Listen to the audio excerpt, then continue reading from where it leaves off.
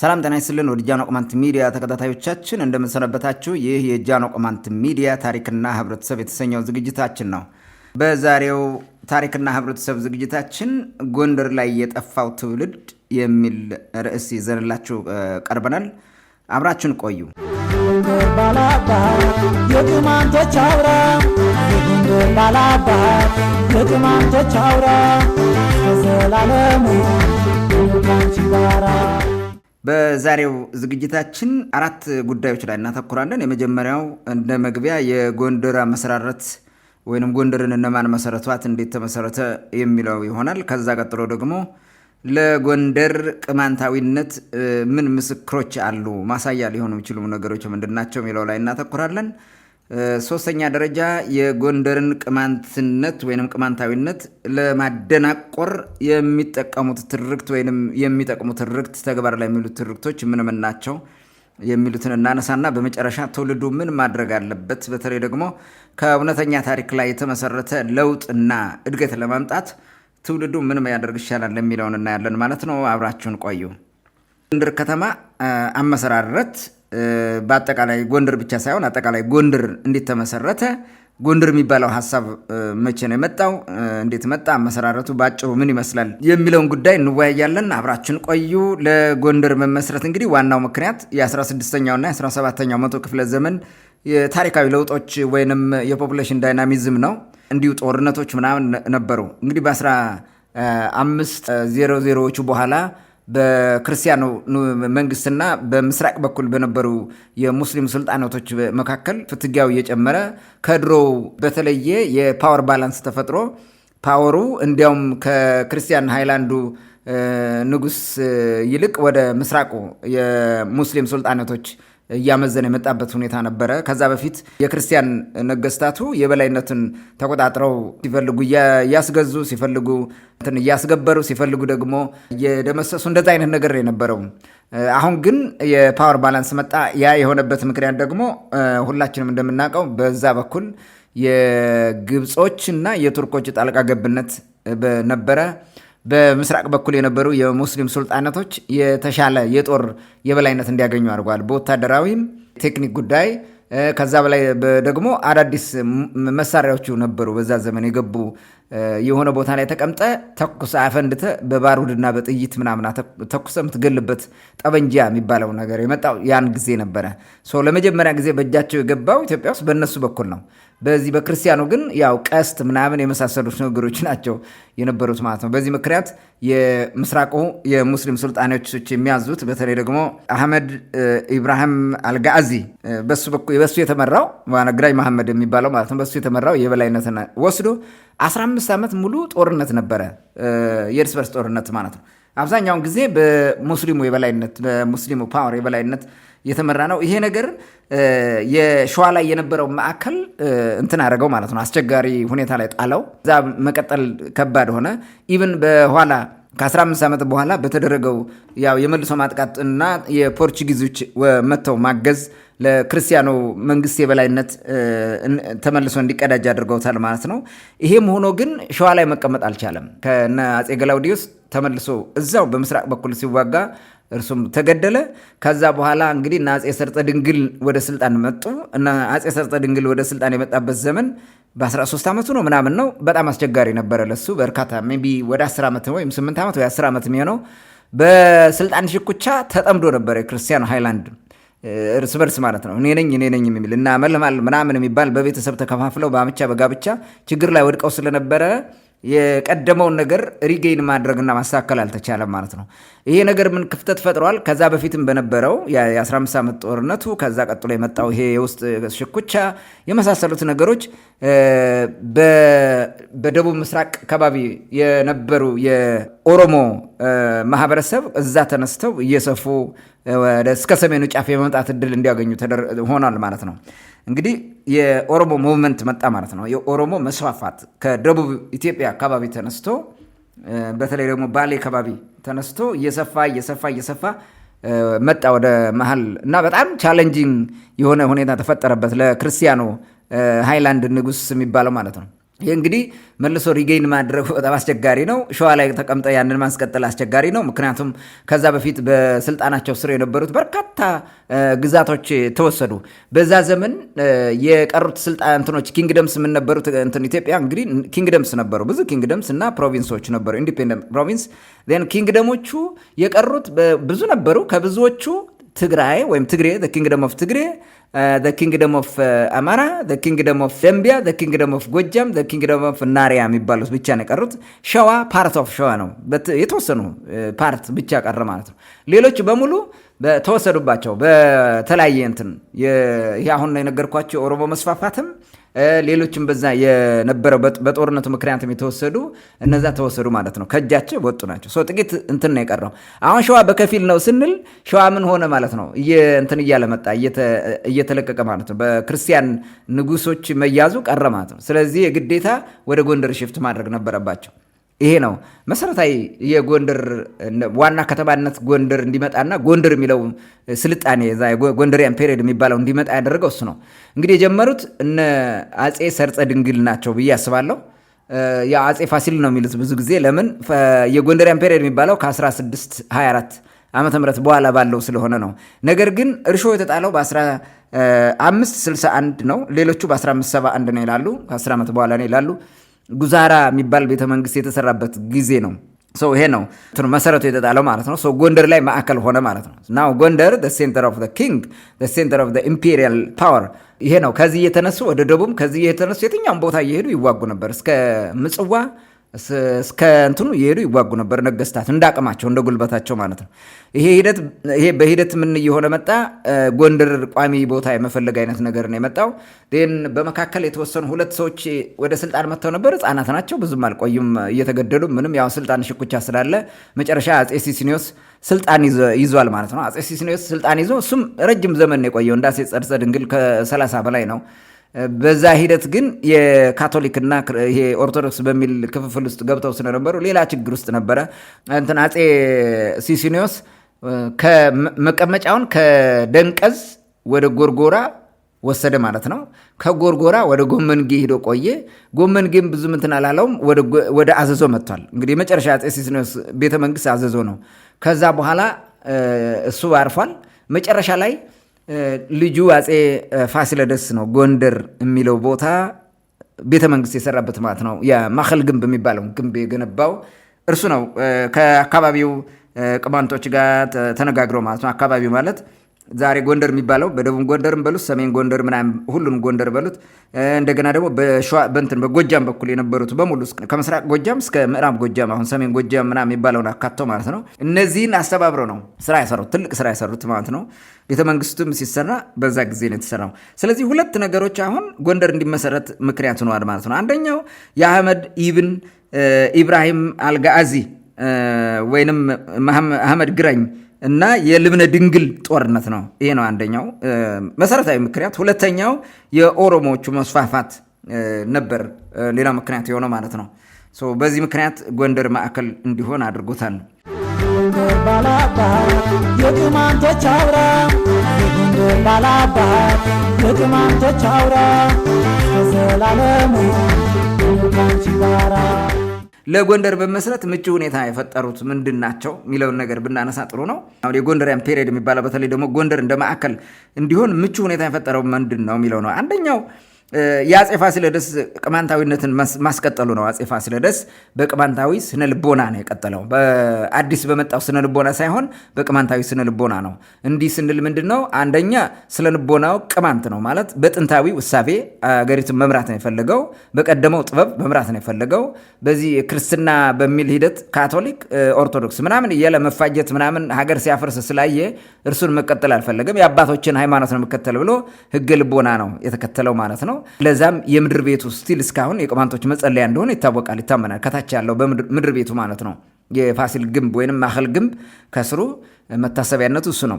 ይሄ አንዱ ማሳያ ነው። በዛው ላይ ደግሞ ቅማንቶች ጋር አብረው ጥብቅ ትስስር እንደነበረ ወንበርበር የሚባለው በአደባባይ ኢየሱስ ፊት ለፊት ያለ የሆነ መግቢያ ያለው እርሱ እንዲያውም እንትን ነበረው፣ ሼድ የነበረው ነው። በህንፃ የተሰራ ሼድ ነው። ከበሩ ጀምረው እስከሚገቡ እንትን ውስጥ ሲገቡ ሁሉ አይታዩም። በእንትን ነው ሼድ ነበረ። በህንፃ የተሰራ ጥላ ነገር ወይንም መጋር እንትን ነበረው ውስጥ ለውስጥ ነበር የሚሄዱት። እዛ ሄደው ፊት ለፊት ያለ ዛፍ አለ ስቲል ዛፉ ማለት ነው። ከዛ አካባቢ ጸሎት ይደረጋል። ጸሎቱ እንዳለቀ ቤት ውስጥ ገብተው ትምህርት ይማማራሉ። ምግብ የሚበላ ምግብ ይበላሉ። ሌላውን ነገር ሁሉ ያደርጋሉ፣ ይመካከራሉ ማለት ነው። ይሄ ነው የነበረው። ይሄ ምቹ ሁኔታ ፈጥሯል ለጎንደር መመስረት። ሌላው የቅማንቶች የህንፃ ስራ ጥበብ ነው። ያ የህንፃ ስራ ጥበብ የቅማንቶች ነው። ከሌላ ቦታ ምንም አልመጣም። ከየትም ቦታ ያልመጣ እዛው የነበረ ነው። በምን ይሄ ማስረጃ ምን ማስረጃ ልታቀርብ ትችላለህ? የቅማንቶች ነው ስትል እንግዲህ ቅማንቶች ናቸው ስንል በጣና ዙሪያ የነበሩት እና አፄ ሚኒሊክ ዳግማዊ እኛ ዘራችን ትውልዳችን የሚመጣው በጣና ዙሪያ ካሉት ቅማንቶች ነው፣ ከነሱ ነው ዘራችን የሚመጣው፣ እነሱ ናቸው ይህን ሀገር የመሰረቱት ብለው እንደተናገሩት ማለት ነው። በዛ ዙሪያ የነበሩት በጎጃምም በፎገራም በኩል በዚህ በደንቢያም በኩል በምፍራዝም በኩል የነበሩት በሙሉ እነዚህ ናቸው። አንድ ስነ ልቦና የነበሩት በእምነታቸው አብዛኛዎቹ የህገ ልቦና፣ የተወሰኑት ደግሞ የህገ ኦሪት እምነት ተከታዮች ናቸው። እነዚህ ተስማምተው ነው ስራ ሲሰሩ የነበሩት። ቅማንቶች ጎንደር ከባቢ የነበሩት በአዛዥ ይመሩ ነበር። አዛዥ ቸውሳ፣ አዛዥ ደሩዝ፣ አዛዥ ማሰቡ፣ አዛዥ ባህሪ፣ አዛዥ ግብሩ የሚባሉና ሌሎችም ነበሩ አዛዦች ማለት ነው። ስለዚህ ማንም በታሪክ ተጽፎም እንደምታገኙት የአዛዥ ባህሪን ግንብ ደጃዝማች ባህሪ ይሉታል። አሁን በዚህኛው በዘመናዊ አስተሳሰብ እሳቸው እንደሱ አይደለም፣ አዛዥ ባህሪ ነው የሚባሉት። አዛዥ ባህሪ ከጸዳ በስተደቡብ በኩል ምንዝሮ የሚባለው አካባቢ መሰለኝ ከሱ ጋር ቤተ መንግስት ሰርተው ነበረ። ቤተ መንግስት እሱ ባህሪ ግንብ ነው የሚባለው። የአዛዥ ባህሪ ግንብ ነው የተሰራው መቼ ነው? በ1531 ነው። ቅድም እንደነገርኳችሁ ወደ ጎንደር የሮያል ፋሚሊ መጥቶ ቤተ መንግስት የሰራበት በ1561 ወይም በ1571 ነው። ስለዚህ በ61 የሚለውን እንያዘው፣ ቀደም አድርገን እንያዝላቸው። ይሄ ግን ከ30 ዓመት በፊት በ1531 ተሰርቶ አልቋል። ያ ቤተ መንግስት በአዛዥ ባህሪ እንጠቀሙበት ነበረ። ጥበቡም ሁሉም ነገር የነበረው ጎንደር አካባቢ ነው። እዛ ነው ቅማንቶች እጅ ነው የነበረው።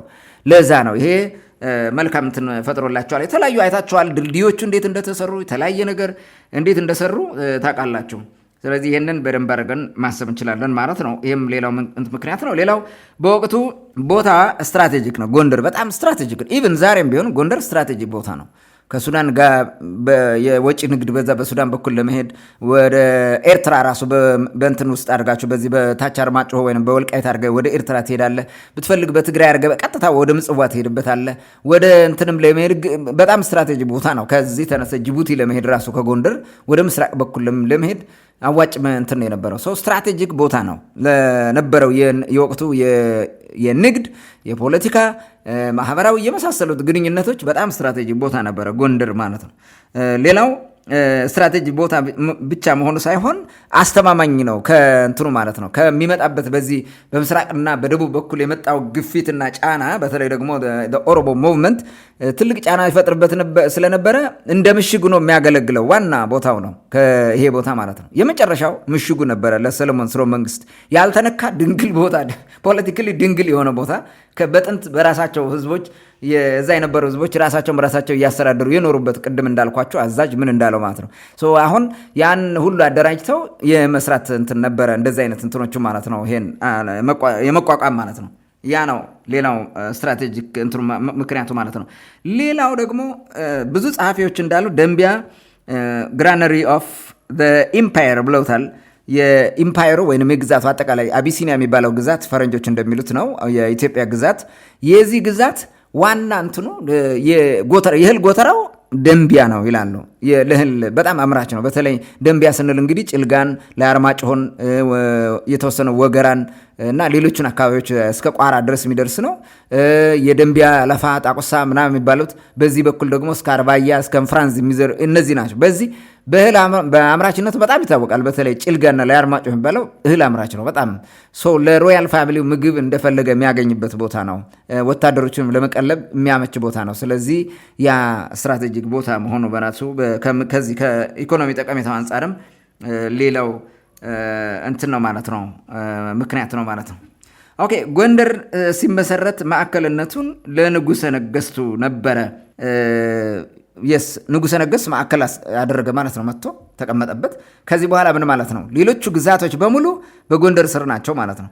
ፓወር የሚመጣው ከየት ነው? ከጎንደር ነው ማለት ነው። ፓወር ኦልዌይስ ከጎንደር ይወጣል ማለት ነው። መረጃ ኢኮኖሚ፣ ሌላውም ነገር ደግሞ ወደ ጎንደር ይመጣል ማለት ነው በሙሉ።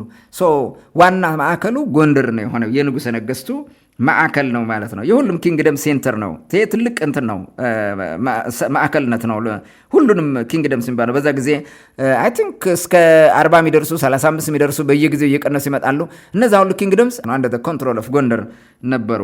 ለሁሉም ኢንዲፔንደንት የሚሆኑ ፕሮቪንስም ነበሩ። በተደጋጋሚ የምንጠቅሳቸው ብዙ ፕሮቪንስ ነበሩ የአውራጃ ሆነው በልዑላን የሚመሩ ማለት ነው። እዚህ ጋር አንድ ነገር ልንገራቸው።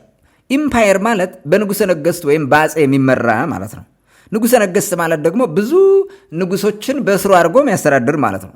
ንጉሶች ደግሞ ምንድን ነው የሚመሩት? ኪንግደምስ ላይክ ኪንግደም ኦፍ ጎጃም ወይም የጎጃም ንጉስ የሚባለው ይሄ ግዛት የሚባለው በንጉስ ነው የሚመራው። የጎጃም ንጉስ ልክ በኋላ ተክለ ሃይማኖት የሚባል እንደነበረው አፄ ተክለ ሃይማኖት የሚባል ሰው ነበረ ጎጃም የሚያስተዳድር በሆነ ጊዜ ማለት ነው።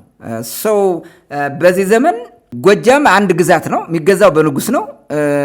ከላዩ ላይ ደግሞ ንጉሠ ነገሥት አለ ማለት ነው። ንጉሠ ነገሥት ወይም አፄ ስንል ብዙ ነገሥታትን ላይ የጎጃምን፣ የጎንደርን፣ የደንቢያውን፣ የአማራውን፣ የበጌ ምድሩን፣ የትግሬውን እነዚህም በሙሉ ጠርንፎ የሚመራ ማለት ነው። ልዑላን የሚባለው ደግሞ ምንድነው? ፕሮቪንስ ኢንዲፔንደንት የሆኑ ፕሮቪንስ አሉ። ንጉስም የማያስተዳድራቸው ኪንግደም ያልሆኑ ንጉስ የማያስተዳድራቸው በልዑላን ይመራሉ ማለት ይተዳደራሉ። እነዚህ ደግሞ ፕሮቪንስ ይባላሉ ወይም አውራጃዎች ይባላሉ። ይሄ ነው። እነዚህም አውራጃዎችም ግዛቶችም እነዚህ ኪንግደምስ ወይም ፕሮቪንስ ያልናቸው በሙሉ በጎንደር ቁጥጥር ስር ነበረ ማለት ነው። በንጉሱ ስር የነበሩት ማለት ከንጉሱ የወጡ ይኖራሉ፣ ብዙ እየራቁ ሄዱ ማለት ነው። በአጠቃላይ ጎንደር ሲመሰረት እንዲሁ ባጭሩ ይሄን ይመስላል። እንዴት ተመሰረተ፣ ለምን መሰረተ፣ ማን መሰረተው፣ መቼ ተመሰረተ የሚሉትን እና ምክንያቶቹ ምንድነው ጎንደር እንዲመሰረት ያደረጉት የሚለውን አይተናል። የጎንደር ባላባት የቅማንቶች አውራ፣ የጎንደር ባላባት የቅማንቶች አውራ ከዘላለሙ ካንቺ ጋራ። ኦኬ፣ ቀጥሎ ደግሞ ለጎንደር ቅማንታዊነት ምን ምስክሮች አሉ? ጎንደር ቅማንት ነው፣ ሲመሰረትም የቅማንት ነው። አሳሳሰቡም ራሱ በቅማንት እሳቤ ነው የተመሰረተው ብለናል። ቅድም የአፄ ፋሲለደስን ጉዳይ ስላነሰን ማለት ነው። እርሱን እንግዲህ እንመልከት። ምንድን ነው ማሳያው? ምን አለ? ቅማንቶች ናቸው የሰሩት ለማለት ምን ነገር ነው እናንተን ደረታችሁን አስነፍቶ የሚያስወራችሁ? ዝም ብላችሁ ፈጥራችሁ ነው እንጂ ይሄ አይደለም፣ ትክክል አይደለም። የሰለሞን ስርወ መንግስት ክርስቲያን ነው፣ አማራ ነው፣ የአማራ መንግስት ነው ብሎ የሚያስባለ እንደዛ አይደለም። የሰለሞን ስርወ መንግስት አማራ ሳይሆን አማራነትን የፈጠረ ስርወ መንግስት ነው እንጂ በራሱ አማራ አይደለም። አይደለም እነዚህ ፈጣሪዎቹ የሰለሞን ስርወ መንግስት ነው የፈጠሩት ግብፃውያኖቹ ለነ ተክለ ሃይማኖትና ለነ ይኩኖ አምላክ ለነ ኢየሱስ ሞዓ ያን ክብረ ነገሥት የተባለ ሰነድ አምጥተው ሲሰጡ እነዚህ አሁን ያልኳችሁ ሶስት ሰዎች እኮ ቅማንተኛ ነው የሚናገሩት። አማርኛ በደንብ አይችሉም። የሚሰብኩትም ራሱ በአማርኛ በቅማንተኛ ነው የነበረው ስብከታቸው፣ ሌላም ነገር ማለት ነው። ግዕዙን ምን እያደረጉ ማለት ሌተር ሆነ አማርኛ እያደገ ስለመጣ ወደ አማርኛ ስቲክ አድርገዋል። አማርኛ በሂደት ነው ያደገው። በጣም አርካይክ ፎርም ነው የነበረው በዛ ጊዜ። አማርኛ እንደፈለገ ቃላት ሀሳብ መግለጥ አትችሉም። በኋላ ነው ያሳደጉት። በአማርኛ ያደገው እኮ በዚህ ከኃይለ ሥላሴ በኋላ ነው። አፄ ቴዎድሮስ ጀመሩት የቤተ መንግስት ቋንቋ ማድረጉን። ከዛ በፊት የቤተ ቋንቋ ሆኖ ማያውቅም፣ የወዲላ ቋንቋ የሚባል ነው። በዛ ጊዜ በጎንደር ዘመን አማርኛ ጎንደር ላይ አልነበረም። ይህም በምን ታውቃላችሁ መሰላችሁ? ሉዶልፍ የጻፈው መጽሐፍ አለ፣ አንድ መጽሐፍ። እሱን ስትመለከቱ ደንቢያ ምን ይናገር እንደነበረ ያሳያለን። ምን ይላል? ጌታ የሚለውን አነጻጽሮ በኢትዮጵያ በዛ በአቢሲኒያ ውስጥ ያሉ ቋንቋዎች ለምሳሌ ብለው ሲያቀርብ ማለት ነው። የሆነ ገጽ ላይ ምን ይላል? አቤቱ ማለት ጌታ ወይንም አቤቱ የሚለውን ሲል በግዕዝ እግዚ ይላል። ቀጥሎ በትግርኛ አጋዚ ይላል። በአማርኛ አቤቱ ይላል። በደንቢያኛ ቋንቋ ብሎ ይደራ ይላል። በደንቢያ ብሎ ይደራ ይላል። ከዛ ቀጥሎ ያለው ነው እናሪያ ነው። ደንቢያ አሁን እነዚህ ኪንግደም ነው የጠራሁላችሁ። ኪንግደምስ ነው ቦታውን አይደለም። ኪንግደምስ ቅድም የነገርኳችሁ ግዛቶች ማለት በደንቢያ ግዛት የደንቢያ ግዛት ቋንቋው ቅማንተኛ ነው። ይደራ አለ ወይንም ደንብኛ በሉት ፈላሽኛም ካይለኛ ምትሉ ትችላላችሁ ዋቴቨር። ስለዚህ ይደራ አለ። ይደራ ማለት ጌታ ወይንም አምላክ ማለት ነው። ከዛ ቀጥሎ የእናሪያን ደግሞ ምን አለው? ዶንዛ አለው። በእናሪያ ቋንቋ ዛሬ ኢሊባቦራ ወይንም ጂማ አካባቢ ይመስለኛል ይሄ ቦታ፣ እርግጠኛ መሆኑ የትኛው እንደሆነ ስፔሲፊክ አላውቀውም። ከዛ አልፈም በዚህ ቦታ ደግሞ ምን አለው? ቋንቋውን ዶንዛ አለው። ጌታ ለማለት ዶንዛ ይላሉ። የራሳቸው ቋንቋ ነበራቸው ማለት ነው። እዚህ ጋር በጎንደር ፔሪድ በዛ ዘመን አሁን በዛ ቀደም ብሎ የነበረውን ዘመን እስከ ኃይለ ሥላሴ መምጣት ድረስ እና አፄ ምኒልክ እየወደቁ መምጣታቸው እስከዛ ድረስ ቋንቋው ይታወቃል። የደንቢያ የጭልጋ ግዛት ተብሎ ደንቢያ ከርብ ምላሽ ያለው በሙሉ በቅማንተኛ ነው የሚተዳደረው። የሚያስተዳድሩትም እንደ ደጃች ቢተዋ ናቸው። ሌላ ነገር አልነበረም። አማርኛ እንደ ሁለተኛ ቋንቋ ሆኖ መጥቷል። ይህስ ከአፄ ቴዎድሮስ ጊዜ ጀምሮ በደንብ እየተስፋፋ ስለመጣ ይታወቃል።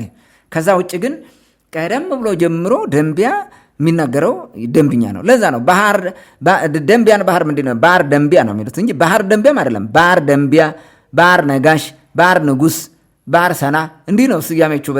በዛ ባህር ማለት በቅማንተኛ ባህር ማለት ነው። በአማርኛ ወይም በግዕዝ ባህር አሉት። ነገሩ መነሻው ባህር ነው። ሰዎቹ ባህር አድርገው እንደወሰዱት ማለት ነው። ይሄ ሁሉም መረዳትና መገንዘብ ያስፈልገናል። ይደራ ማለት እግዚአብሔር ወይም አምላክ ማለት ነው። በደንቢያ ግዛት ውስጥ በነበረው ቋንቋ የደንቢያ ግዛት ደግሞ ዋና ፕሮሚነንት ፕሌስ የነበረው ጭልጋ ነው። ጭልጋ ደግሞ ታውቃላችሁ ምን እንደሆነ ማለት ነው። ይሄ ስለሚታወቅ ከዛ አንጻር መመልከት ጥሩ ነው ብዬ አስባለሁ። ይሄን ማየት እንችላለን። እንግዲህ እንትኖቹን ላንሳ ማሳያ የሚሆኑት እንደ ጎንደር ቅማንትነት ጎንደሪያን ፔሪድ የሚባለው ራሱ የቅማንት ፔሪድ ነው። የቅማንት ስርወ መንግስት ነው። የሰለሞን ስርወ መንግስት ተብሎ ቢወራም የቅማንት ስርወ መንግስት ነው። አንደኛ የፋሲል ግንብ ነው። ግንቡ ማዕከል ግንብ ተብሎ ይጠራል። ማዕከል ግንብ ነው የሚባለው። ማዕከል ማለት ባልንጀራ ወዳጅ ማለት ነው። ማዕከል ባልንጀራዎች ወዳጆች ማለት ነው። ማዕከል ግንብ ማለት የባልንጀራ ወይም የወዳጆች ግንብ ማለት ነው። የወዳጆች ግንብ አሉት። በዋናነት ግንቡ መታሰቢያነቱ ለኖህ ነው። ለአባታችን ኖህ ነው እንትን ያለው የመጸለያ ቦታ የሆነው እሱ ነው። የሰሩት ደግሞ ምኖች ናቸው? ቅማንቶች ናቸው። ይህንን ማን ያስተባበረው? አዛዥ ቸውሳ የሚባል የቅማንት መሪ ነው። በዋናነት መቀመጫዎች ግንድ መጣ የሆነ በግንድ ቀጣ አካባቢ የሚኖር አዛዥ ቸውሳ ነው። ይህንን ማን ጽፎታል?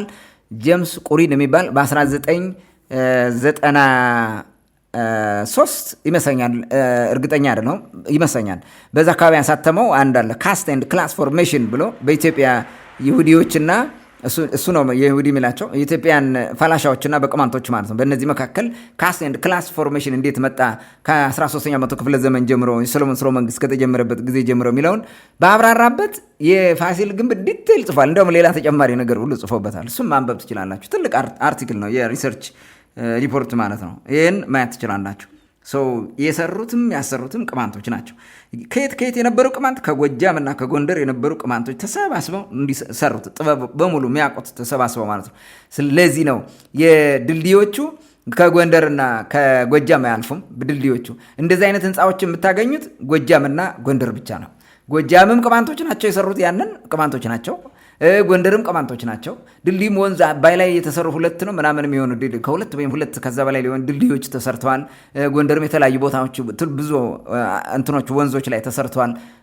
ቤተ መንግስቶችን ብታዩ ጎንደር እንደ ጉድ ናቸው። ጎጃም ታገኟቸዋል በርካታ። ዳር ዜት ተመሳሳይ ህዝብ በተመሳሳይ ስነ ልቦና በተመሳሳይ ጥበብ በጋራ እየተዋዩ የሰሩት እንደሆነ ይመለከታል ወይም ይታወቃል ማለት ነው። ይሄንን መመልከት እንችላለን። ሌላ ሁለተኛ ማስረጃ ቅማንቶቹ ወሳኝነት ነበራቸው። በዛ ጊዜ ወሳኝ ናቸው። በተለይ ደግሞ የወንበር በር የሚባለው የሚገቡት ወንበሮቹ ካቢኔዎቹ የአፄ ፋሲለደስ ዋናዎቹ እነዚህ ነበሩ። እነዚህ ናቸው፣ ቅማንቶቹ ናቸው። ሁሉን ነገር የሚወስኑለት የሚያስተዳድሩት ብዙ ነገር ማለት ነው። ሲጀመር አፄ ፋሲል ወደዛ ቦታ ሲገባ ቁጭ ብለው ተነጋግረው ቃል ተገባብተው ነው መጀመሪያው ቅማንትነቱን ሊያስቀጥል። ይሄ ዝም ብሎ በአርቲፊሻል ማንነት የአዲስ በሚባለው ሳይሆን በቅማንትነት ስለ ልቦና ልትመጣ፣ ሁለተኛ የህግ ልቦናውን እምነት ልትከተል ነው። ምክንያቱም የአባቶቻቸውን የኖህን መቃብር ያን እድሜ ልክ ጠብቀውት የኖቱን ሊያስረክቡት ነው። ከአባቶቻቸው የተረከቡትን ማለት ነው። ምዝገን ይድግናል። ስለዚህ እንደዛ ሊሆን፣ ሁለተኛው መታሰቢያ ኢቭን ራእይ አይተው ነገሮችን ሁሉ አስተካክለው እንደዛ እንዲሰራ የነገሩት ቅማንቶች ናቸው። የቅማንት የመንፈሳዊ አባቶች ናቸው። ያን ሁሉ ይሄ ሁሉ ተስማምቶ አደረገ። መሬታቸውን አጠቃላይ ቅማንቶች ስል ጎጃም ጎንደርም የነበሩት መተው ይሄ ነገር ሲሰራ 1/3 ለራሳቸው አስቀርተው 2/3 ለንጉሱ ሰጥተዋል። አንደኛው ለንጉሱ ለተለያየ መንገድ ለመንግስትነት የሚያገለግል፣ ሁለተኛው ማህበራዊ ግልጋሎት እንዲሆን የተለያዩ በዓል፣ ጉግስ፣ ፈረስ ምናምን የመሳሰሉት ነገር እንዲደረግበት ነው። ከዛ በኋላ መሬታቸው ላይ ግን ምንም አይነት መንግስት ግብር እንዳይሰበሰብ ከ1/3 ኦልሞስት 2/3 ወይም 66% አስረክበዋል።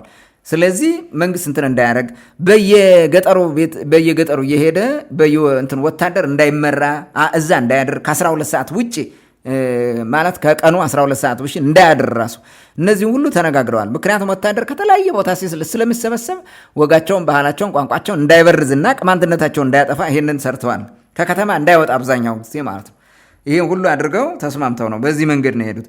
ስለዚህ ከዛ በኋላ ቅማንቶቹ ደግሞ ፍጹም ጥበባቸውን በሙሉ ላይደብቁ በመንፈሳዊ አገልግሎት ሊያገለግሉት በጾም በጸሎት እንትን አድርገው ማለት ነው አማካሪ ሆነው ሊሰሩ ህዝቡን ሊያስተዳድሩለት ነው። በዚህ ተስማምተው ስራ ጀምረዋል። አጼ ፋሲለደስም ቃሉን ጠብቀው ነው የቀጠለው። በኋላ ይሄንን እንትን አድርገው የሆነ ያልሆነ ነገር ፈጽመው እንትን አድርገዋል። በኋላ መጣበታለሁ ትንሽ ቆይቼ ይሄንን ማየት ትችላላችሁ ማለት ነው። ይሄ መሰረታዊ ነገር ነው። ሌላው የአጼ ዮሐንስ ግንብ ነው። የአጼ ዮሐንስ ግንብ ይሄኛው እንግዲህ ማዕከል ግንብ ተባለ። የልጁ ግንብ ደግሞ ምን ተባለ? አይከል ግንብ ይባላል። ይሄን ማንም አይነግራችሁ። በነገራችን ላይ ማዕከል ግንብና አይከል ግንብ ብዬ ስነግራችሁ እኔ ፈጥሬው አይደለም። ዜና መዋሎችን እያቸው የነ ኢያሱ ዘሊትልን የነ አጼ በካፋን ሌሎችም ከሱ በፊት ያሉትን የነ አጼ ኢያሱንም ወይንም የነ አጼ ዮሐንስን እንትናን አታገኙትም። የፋሲለደስን ቀብረው አጥፍተዋል። የለም አውድመዋል። እሱ አታገኙትም። በቅማንተኛም በግዕዝም የተጻፈው የለም። እሱን አታገኙትም። ከዛ ውጪ ሌሎቹን ዜና መዋል ስታነቡ ማዕከል ግንብን ታገኙታላችሁ። ማዕከል ግንብና አይከል ግንብ የሚል ሰርች አድርጋችሁ ማግኘት ትችላላችሁ። እኔ ብዙ ጊዜ ልጥፌላችሁ አውቃለሁ። ይሄ ነው ሰው የአባቱ ለኖህ የልጁ ደግሞ ህንፃ በእንትኖቹ በሜቴ አይከል ወይንም አይከል ግንብ ተብሎ በኖህ ሚስት ስም እንትን ብሏል ማለት ነው፣ ተሰርቷል። ይሄን ስትመለከቱ ምን ያክል ትልቅ የቅማንት ስነልቦና እዛ ውስጥ እንዳለ ነው። ዛሬ አይከል ብለው መጥቀስ አይፈልጉም፣ አይወዱም። ዛሬ ይጠብቃሉ አይደለም። ማዕከል ግንብንም አይጠቅሱም። እንዲያውም ማዕከልን ምን ብለው ነው የሚጠቅሱት? ፍቅር ግንብ ብለው ነው የሚነግሯቸው። ማዕከል ወዳጅነት ያው ፍቅር ነው አይደለ? የወዳጅነት ግንብ የሚለውን የፍቅር ግንብ አሉት። በነገራችን ላይ አይከል ማለት ራሱ ፍቅር ማለት ነው። አይከል ማለት ፍቅር ማለት ነው። የአይከል ስሟ ፍቅር ማለት ስለሆነ ማለት ነው። ይሄንን ማየት ትችላላችሁ። ሌላው አጼ ፋሲለደስ ከደብተራዎች ጋር የነበረው ግጭት ነው። ይህን ፍስሐ ያዜ ከኖህ እስከ ኢህአዴግ በሚለው መጽሐፉ መጀመሪያ ያሳተመው መጽሐፉ ላይ ታገኙታላችሁ። እሱም በደንብ አድርጎ በአጼ ፋሲለደስን በተመለከተ ይጽፋል። የተደበቀውን ዜና መዋዕል አግኝቷል መሰለኝ የሆነ ነገር የሚለው ምን ይላል? አጼ ፋሲለደስ ሁለት እህታማቾቹን አገባ። በዚህ ምክንያት መነኮሳቱ ተጣሉ። ደብረ ሞጊና የሚባለው መነኮሳት እየመጡ ያወግዙት ስለነበር አጼ ፋሲል ጋር ተጣልተው 9999 መነኮሳትን ገደለ ብሎ ጽፏል። ልብ በሉ፣ በዛ ጊዜ 9999 መነኮሳት አይደለም ደብረ ሞጊና የሚባለው። ዛሬ እንኳን ደብረ ሞጊና 9999 በመቶዎች አታገኙም። ይህ በጣም የሚያሳዝነው ፓርት ማለት ነው። 9999 ማለት 10,000 ኦልሞስት ገደለ ማለት ነው። ይህም ብሎ ጽፎታል። ምን ያክል እንትን እንዳሉት ይሄ ጥላቻ የነበረውን ነገር አጋነው ለማቅረብ ነው። ሲጀመር በሴት መጥቶ የሚሞት መነኩሴም የለም። ለምን እነ ብዙ ሰዎች በዛ ዘመን የነበረው የተጻፈ መጽሐፍ ላነብላችሁ ይችላል። 100 ሚስቶች አሉት ብሎ የተጻፈ ማለት ነው። በዛው አይ ቲንክ አጼ ዮሐንስ ወይም አጼ እንትና ኢያሱ ይመስለኛል 100 ሚስቶች አሉት ምናምን ሁሉ የተጻፈ በዛ ዘመን ማለት ነው። ይሄ ሊሆን እንደማይችል ይሄ ስህተት ነው። ዝም ብሎ ማለት ነው ፍጥር አድርገው ነው በሴት እንዳልሆነ ይታወቃል። ትልቁ ነገር ምንድን ነው? በህገ ልቦና እንትን አድርገው እንደገና ደግሞ እንትኑን እያስኬደ ስለነበረ የጸሎቱ ምኑ እያስኬደ ስለነበረ እየመጡ አወገዝ ነው ይሉታል። ክርስቲያን ሁን አባቶቻችን በክርስትና ነው ይሄንን ዙፋን የያዙት፣ አንተ ግን እንደዚህ ያረክ እያሉ ብጥብጥ ስላረጉት እርምጃ ወስዶባቸዋል። ቤር ፋክት እሱ ነው፣ ሌላ ነገር የለውም። there is no another reason። ይሄ ነው ዋናው እንትን የሆነበት ማለት ነው። ያን ያክል ገደለ ምናምን ነው፣ ያን ያክል ላይሆን ይችላል፣ ግን የጭካኔ እርምጃ ወስዶ እንደሚሆን እርግጠኛ ነኝ ከሚያነሱት ነገር። ለምን ዜና መዋሉ ምናምን የደባበቁበትና ያጠፉት ምክንያት እሱ ስለሆነ ማለት ነው። አጼ ፋሲል የሰራውን ስራ የአጼ ፋሲል ዜና መዋዕል ላይ የቅማንቶች ኮንትሪቢሽን ራሱ በትልቁ ተጽፏል። በጣም በትልቁ ማለት ነው። የጎንደር መንግስት የጸናው በቅማንቶች ናቸው። ይሄን ማወቅ አለባችሁ። ሌላው የቦታ ስያሜዎች ናቸው። እንግዲህ እነ የሪቻርድ ፓንክረስት አንድ እንትን ጽፏል። በሮያል ጋርድ የሚለው የቤተ መንግስቱ ጠባቂዎች የነ ግርማዊ ጠባቂዎች የነበሩትን ጉዳይ ሲያመጣ አራት እንትኖችን ያስቀምጣል። ቤተ ብለው ማለት ነው። አንደኛው ምን ያላል? ቤተ በ1995 ያሳተመው መጽሐፍ ነው ሶሻል ሂስትሪ ምናምን የሚለው መሰለኝ። እሱ ጋር ተቀምጧል። ምን ይላል? 1992 ነው የታተመው። ሶሪ እሱ ጋር ነው ሪቻርድ ፓንክረስት ያሳተመው። ምን ይላል? እነዚህ 5 ቤቶች ነበሩ፣ የዘበኛ ቦታዎች ነው የሚለው 4 ወይ 5። ከነዚህ መካከል ዘርዝሯል። አንደኛው አንበሳ ቤት ይባላል። ሁለተኛው ጃን ቤት ይባላል። ጃን ቤት ብሎ በቅንፍ ምን ብሎታል? ዝሆን ቤት ይላል። ጃን ቤት ማለት ዝሆን ቤት ማለት ነው። በቃ ጃን ተከል ስንል የዝሆኖች ዛፍ ማለት ነው። ጃን ቤት ደግሞ የዝሆኖች ቤት ማለት ነው። በቃ ይሄንን እሱ ራሱ ነው የጻፈው። እኔ አይደለሁም፣ ማናችንም አልጻፍ ነው። ትክክለኛ ተርጉሞታል ማለት ነው። ስለዚህ እዚህን ማየት ትችላላችሁ። ጃን ተከል፣ ጃን ቤት፣ ጃን ሜዳ፣ ጃኖራ፣ ጃንከል፣ ጃናሞራ፣ ጃኒከው፣ ጃኒ ፋንቀራ፣ ጃንዲባ ምናምን ጃንዲባ የመሳሰሉት አሉላችሁ። ጃንደረባ። እነዚህ በሙሉ ከቅማንተኛ ቋንቋ ውስጥ ነው የምታገኙት። ጃን የሚለው 2 ትርጉም አለው። አንደኛው ግዙፍ ትልቅ ማለት ነው።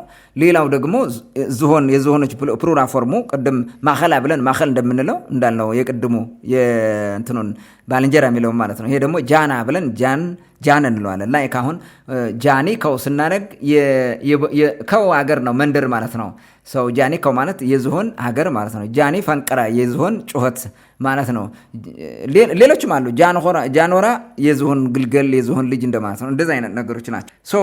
እነዚህ በሙሉ ምን ያሳዩናል? የቦታ ስያሜዎቹ በደንብ አድርጋችሁ ተመልከቱ። እስኪ ሌላውንም ውሰዱት። አሁን እስቲ እዛ ጎንደር ላይ ያለው የቦታ ስያሜ ወሰዱት። አምባጂኔ ሲሉ ሰምታችኋል። አንድ ፎቶ አምባጂኔ ይላል። ጎትንገስ የሚል አንድ ልጅ አለ። የሚያሳዝነኝ ልጅ ምንም ነገር ታሪክ አያውቅም። ዝም ብሎ በቃ የሆነ ነገር እየወጣ የሚለጥፍ ማለት ምንድነው? አምባጂኔ ከዚህ በፊት አንድ ነገር ነግረናችኋል። ጂንባር የሚባል ከደባርቅ በስተምስራቅ ያለ አንድ ቦታ አለ። ጂንባር የሚባል ማለት ጂንባር ማለት የሰይጣን ባህር ማለት ነው። አምባጂኔም እንደዛ ነው። የሰይጣን ተራ አምባ ማለት ነው። ሰይጣን አምባ ማለት ነው ስትርብ ይህንን እንኳን እንትን አይሉትም ማለት ነው። እነዚህን እዛ ውስጥ ያሉትን አንገረብ፣ ቀሃ፣ ሽንታ፣ መገጭ፣ ድማዛ ምናምን የሚባሉት ወንዞቹ ምራው የቦታዎቹን እዛ የአይራ ምናምን የሚባሉትን ሰዷቸው። ምን ብሎ ማን ሊተረጉማቸው ይችላል? እነዚህ በሙሉ እዛ አካባቢ ያሉ ከተማ ውስጥ ያሉት እንኳን ራሱ ቅማንተኛን የሚያመለክቱ ናቸው ማለት ነው። እንትኑ ውስጥ የምታገኙት አብዛኛው ቅማንቶች ስለነበሩ ቅማንተኛም ፐርፌክት የሚወራበት የመንግስት ስርዓት ነው የነበረው እዛ ውስጥ ማለት ነው። 6ኛ በዛ ወቅት አማራ የሚባል ግዛት እንጂ ህዝብ አልነበረም። አማራ የሚባል ህዝብ አልነበረም በጭራሽ ማለት ነው። ግዛቱም በዚህ ከበጌ ምድር ጋር የሚዋሰነው በሽሎ ነው። ከበሽሎ በስተምስራቅ በደቡብ በኩል አባይ፣ ሌላ በደቡብ በኩል ወደ ሸዋ አቅጣጫ ያለው ደግሞ ወለቃ የሚባል ኪንግደም ነበረ። በሰሜን ምስራቅ ወይም በምስራቅና በሰሜን ደግሞ አንጎት የሚባል ቦታ ነበረ። ውስን ቦታ ማዕከሉን አማራ ሳይንት ያደረገ ተድባበ ማርያም፣ አትሮዛ ማርያም የሚባለው ከባቢ ዙሮ ግን በዚህ የነበረው ጠባብ ቦታ ነው። አማራ ኪንግደም ኦፍ አማራ የሚባለው ማለት ነው። ኪንግደም ኦፍ አማራ የሶሎሞን ስርወ መንግስትን የመሰረቱት ከዛ አካባቢ ተነስተው ነው። እዛ የነበሩ ሰዎች ናቸው። ኪንግደም ኦፍ አማራን መሰረት አድርገው እንደገና ደግሞ ኪንግደም ኦፍ ትግሬ ነው። የትግሬና የአማራ ልሂቃን የቤተ ክርስቲያኑ ልሂቃንም ምኑም የዛጉዌን ስርወ መንግስት ደምስሰው ከኢዛና ጋር ምናምን የሆነ ነገር ሲያደርጉ ስለነበረ እሱን እንትን አድርገው ያቋቋሙት ማለት ነው። ያ ነው። ከዛ ቦታ አማራ ሳይንት ብቻ ሳይሆን 2 ግዛቶች ናቸው። ሌተር ኦን ሸዋም አብረው ተቀላቅሎበት ማለት ነው። ስታብሊሽ ተደረገው ይሄ ነው ኪንግደም ኦፍ ሸዋን ጨምሮ ማለት ነው። በዋናነት ግን ኪንግደም ኦፍ አማራ እና ኪንግደም ኦፍ ትግሬ ነው የመሰረቱት። ስለዚህ አማራ የሚባለው በዛ ወቅት በጎንደር ዘመን ህዝብ አልነበረም። እንዲያውም ዜና መዋዕሎችን እዩዋቸው። በጎንደር ዘመን የነበረው ወደ አማራ ሄደ ነው የሚለው። ወደ አማራ ሄደ እከሌ የአማራ ገዢ መጣ ይላል። የአማራ ምናምን ገዢ ነው የሚለው። ኪንግደም ኦፍ አማራ ማለት ነው። ኪንግደም ኦፍ አማራ ማለት ንጉሱ ማለት ነው። ቅድም የነገርኳቸው የአማራ ንጉስ ማለት ነው። የአማራ ንጉስ ማለት ቦታው ነው። የደንቢያ ንጉስ ይባላል፣ የአማራ ንጉስ ይባላል፣ የትግሬ ንጉስ ይባላል። ትግሬ ሲባል ግዛቱ ነው እንጂ ስለ ህዝቡም አይደለም። በዛ ጊዜ የነበረው ማለት ነው። ትግሬም ውስጥ የነበረው ዲፍረንት ካይንድስ ኦፍ ፒፕል እዛ ነበሩ። የተለያየ የሚታወቅ ነገር ነው። ይሄንን በደንብ አድርጎ ማየት ያስፈልጋል። በዛ ወቅት አማራ የሚባል እንትን እንዳልነበረ አሁን ጎንደር አማራ ነው ሲሉ በዛ ጊዜ አማራ አልነበረም። በአማራ ስነ ልቦና አልተሰራም። አማራና አማርኛ እየተናገሩ አልሰሩትም። ውሸት በምንም መንገድ የለውም። እንደዛ ቢሆን እዛ ውስጥ ያለው የቦታ ስያሜ ኳሊበር ብለው መቼም ስም አያወጥም። በአማርኛ እያወራህ ማለት ነው። በአማርኛ እያወራ ስነ ልቦና አማርኛ ከሆነ አማርኛ ሁለተኛ ቋንቋ እየተንገዳገደ ሰው እየተንተባተበ የሚያወራበትን እንጂ it was not a perfect language fluently ብዙ ሰው የሚናገረው አልነበረም። እየተንገዳገደ የሚችለው ነው የነበረው በዛ ዘመን ማለት ነው። አማርኛ ራሱ ወታደር ሆኖ ሲመጣ ምናምን ያደርገው ማለት ነው። ስለዚህ ያ ስህተት ነው፣ ትክክል አይደለም። እንደዛ አልነበረም።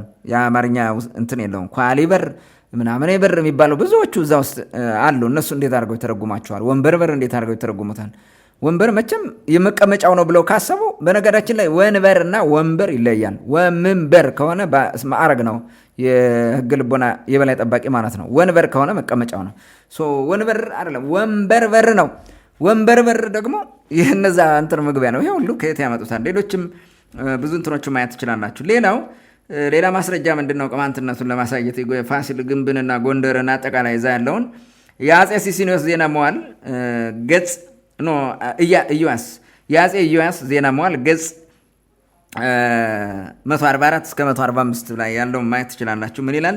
ወአመ እስራ ወሐሙሱ ለጥቅምት ሞተት ወይዘሮ ወለተ ኪሮስ ብእሲቱ ለብላቴን ጌታ ኪዳኔ ወወለታ ለወይዘሮ ወለተ ንግስት ወለተ አጼ ፋሲል ወተቀብረት በጋባ ይላል።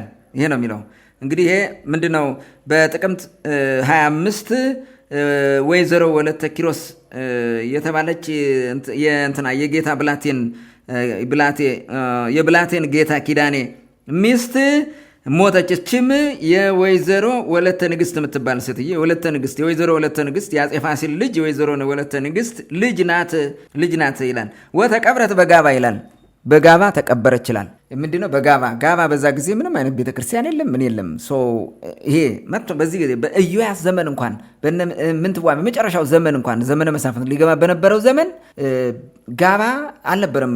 እስከዛ ደግሞ ህገ ልቦናን የሚከተሉ ነበሩ። የአጼ ፋሲለደስ የልጅ ልጆች የአባታቸውን ሃይማኖት ጠብቀው የቀጠሉ ናቸው። ይኸው እዚህ ጋር እንደምታዩት ማለት ነው። የልጅ ልጅ ብላቴን ጌታ ኪዳን የሚባለው ሰው የራሱ የህገ ልቦና ተከታይ ነው የሚሆነው። ለምን ማለት ሚስቱ እንትን ነች ማለት ነው። ይሄ አሁን ቅማንት በትክክል ህገ ልቦና እምነት ተከታይ ቅማንት የነበረ ነው የሚያሳየን ማለት ነው። ይህን ስትመለከቱት ለምን ሌላው ጋር ጎንደር የተቀበሩትን ምን ይላል መሰለችው? ክርስቲያኖችን ምን ይላል? ወይዘሮ ከሌ ሞተት ይላል። ወተቀብረት በአጣጣሚ ሚካኤል በነጋሪት በሰንደቅ ይላሉ። በባንዲራና በነጋሪት ታጅባ ተቀበረች። ቤተክርስቲያኑን የሚጠቅሳሉ። እዚህ ጋር ግን ጋባ ነው። ጋባ የሚባል ቤተክርስቲያን የለም ምንም። ጋባ አይዋርካ ድግና ነው። ጋባ ሌሎቹ ድግናዎች አሉ፣ በርካታ ድግናዎች ነው የነበሩት። ጋባ የሚባለው ፕሮቪንስ ነው በኪንግደም ኦፍ ደንቢያ ውስጥ ያለ። ይሄ አሁን ይሄ ምንድነው ጋባ ጋላገር የሚባላል አይደለ? ከሮቢትን ይዘ ከዛ በኋላ ወደ እንትን ያለው አገር ማለት ነው። እሱን ጨምሮ ነው። በዛ ውስጥ ምንም አይነት እንትን አልነበረም። እና ቢሆን ደግሞ ቤተክርስቲያን ላይ ተቀብራት ቢሆን በጋባ ላይ አሁን ጋና ዮሐንስ ተቀብራ ቢሆን በጋና ዮሐንስ ተቀበረች ይባል ነበር። ጥንታዊ ቤተክርስቲያን ነው እሱ ይባል ነበር። አላሉም፣ በጋባ ተቀበረች ነው ያሉት። ከሌላው ጋር አብረው ስለማይሄድ ማለት ነው። ይህንን ማየት ትችላላችሁ። ሌላው 8ኛው ነጥብ ማነሳው እዚህ ጋር ማሳያ የሚሆነው በወቅቱ የነበረው ህዝብ ኻማንት ይባላል። የተለያዩ የምርምር ስራዎችና የታሪክ ጽሁፎችን ስናነብ ኻማንት ማለት ቅማንት የሚባለው ኻምአንት ማለት አንተ ካምነህ ማለት ነው። ካም ወይም ካማንት ወይንም ኻማንት ነው። ይሄ ህዝብ ቤት እንደሚኖር ብዙ የታሪክ ጸሐፊዎች ጽፈዋል። ይሄኛው ኻማንት የሚባለው ይላሉ የኽምራ ኽምጣ የሚለውን ሁሉ በዛ የሚያካትት እነዚህ የዚህኛው የዋናው የካማውያን ህዝቦች የካማውያን ቋንቋን የሚናገረው ህዝብ ወኪል የሆነው የኻማንት እንትኖች ናቸው፣ ቅርንጫፎች ናቸው ብሎ ጽፈዋል። ይሄ ህዝብ ደግሞ የት ይኖራል ብለው ጻፉ። ይሄ የሚገኘው በኪንግደም ኦፍ አማራ፣ ኪንግደም ኦፍ ሸዋ ስቲል አሁንም እየተነገረ ብለው መጻፉት ማለት ነው። ይሄ በ19ኛው መቶ ክፍለ ዘመን መጀመሪያ አካባቢ የሰሩት ማለት ነው። በ18 ምናምን የተጠኑ ጥናቶች ይህን ያሳዩናል። በ1830ዎቹ ምናምን ሸዋ እና ጎጃም፣ ቅድም እንደነገርኳችሁ ደንቢያ፣ በዋናነት ደንቢያ ሙሉ በሙሉ ሌላ ቋንቋ ማይነገርበት ኪንግደም ኦፍ ደንቢያ የሚባለው ነው። በጌ ምድርም እንደዛ ነው። በነገራችን ምንም ሌላ ቋንቋ አይችልም። በጌ ምድር የቅርብ ጊዜ ነው የተቀየረው። ለዛ ነው አሁን ቅማንትን ሳይ በጣም የሚጨንቃቸው የቀደመ ቅማንትነታቸው ስላልጠፋ በቃ ወይ ቅማንትነቱ አልጠፋም ወይ አማራነታቸው ሙሉ አልሆነም፣ ተቸገሩ። ስለዚህ የግዴታ አማራነታቸው 100% ለማረጋገጥ ቅማንትን ሳይ ይላል። ደቡብ ጎንደር እንደዛ ነው። በተለይ ደግሞ የኛ የፋርጣ ቡድን ብለን የምንጠራው ከርብ ወደዛ ያለው ማለት ነው።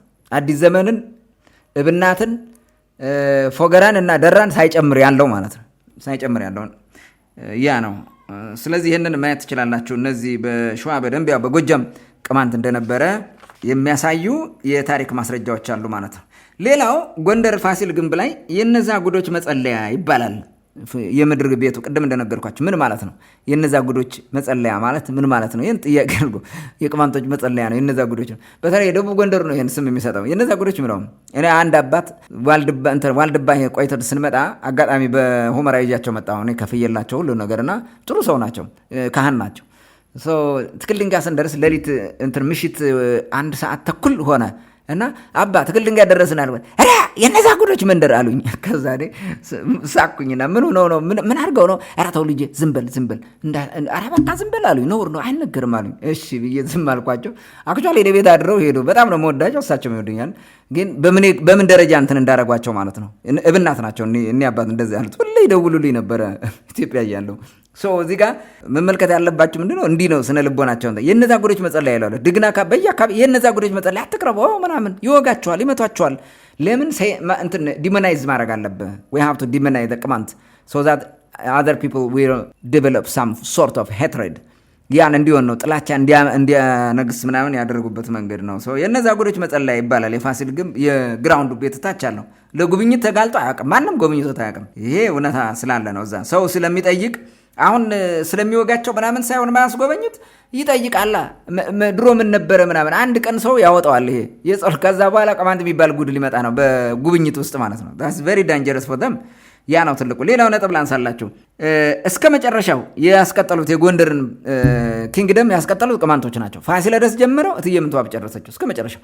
አንድ የተረገመ የትግራይ ልሂቅ ይሄ ምሁር ገዢ መጥቶ ነው ዘመነ መሳፍንትን ያወጀው።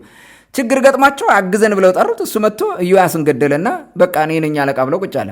በቃ እሱ ተቀመጠ። ዋና አድራጊ ፈጣሪ የሆነ ሚካኤል ሱል የሚባል ተንከሲስ ማለት ነው ስርዓቱን አጠፋው። ወደ 85 ዓመት ነው 90 ዓመት ምናምን ገደማ ኢትዮጵያን በዘመነ መሳፍንት ውስጥ ከቶ የሚያደናቁራት ይሄ ነው። ይህ ሰውዬ ነው ያደናቁራት ያን ሁሉ ማለት ነው። ይሄን ማየት አለባችሁ። በኋላ ደግሞ ይሄን የመንግስት ስርዓት ሲያፈርሱ ማን ነው ሊያቃና የመጣው? ቅማንቱ። ለምን? የነሱ መንግስት ነው የፈረሰው። ላሊበላም ላይ የፈረሰው ስርወ መንግስት የነሱ ነው። በዳይማት ዘመን የፈረሰው በእነሱ ስነ ልቦና የነበረው ነው። ከነሱ ስነ ልቦና ውጭ የወጣው የአክሱም ነው። ምክንያቱም ያን በድንግል ንግስት የሚመራውን ስርዓት አፈርሶ በወንድ ስርዓት በማድረጉ የቆመ ብልት ምልክት አስቀምጦ በየመቃብሩ እያስቀመጠ በቃ ጀግንነቱን በቃ ሁሉ ነገር አድራጊ ፈጣሪነቱን ያሳየ በጣም ጉልበታም የሆነ ስርወ መንግስት የመሰረተው እሱ ነው።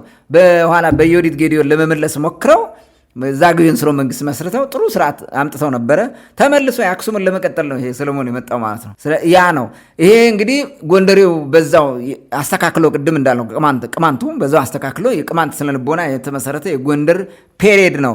ያ ነው ይሄ ፈርሶ ደግሞ ብዙ ጊዜ ከቆየ በኋላ አሁንም መከራው ለነሱ ነው የባሳቸው መቀመጫው ጎንደር ስለሆነ ማለት ነው። ስለዚህ ተዋግተው የኢትዮጵያን ስርዓት ለመመለስ ችለዋል ማለት ነው።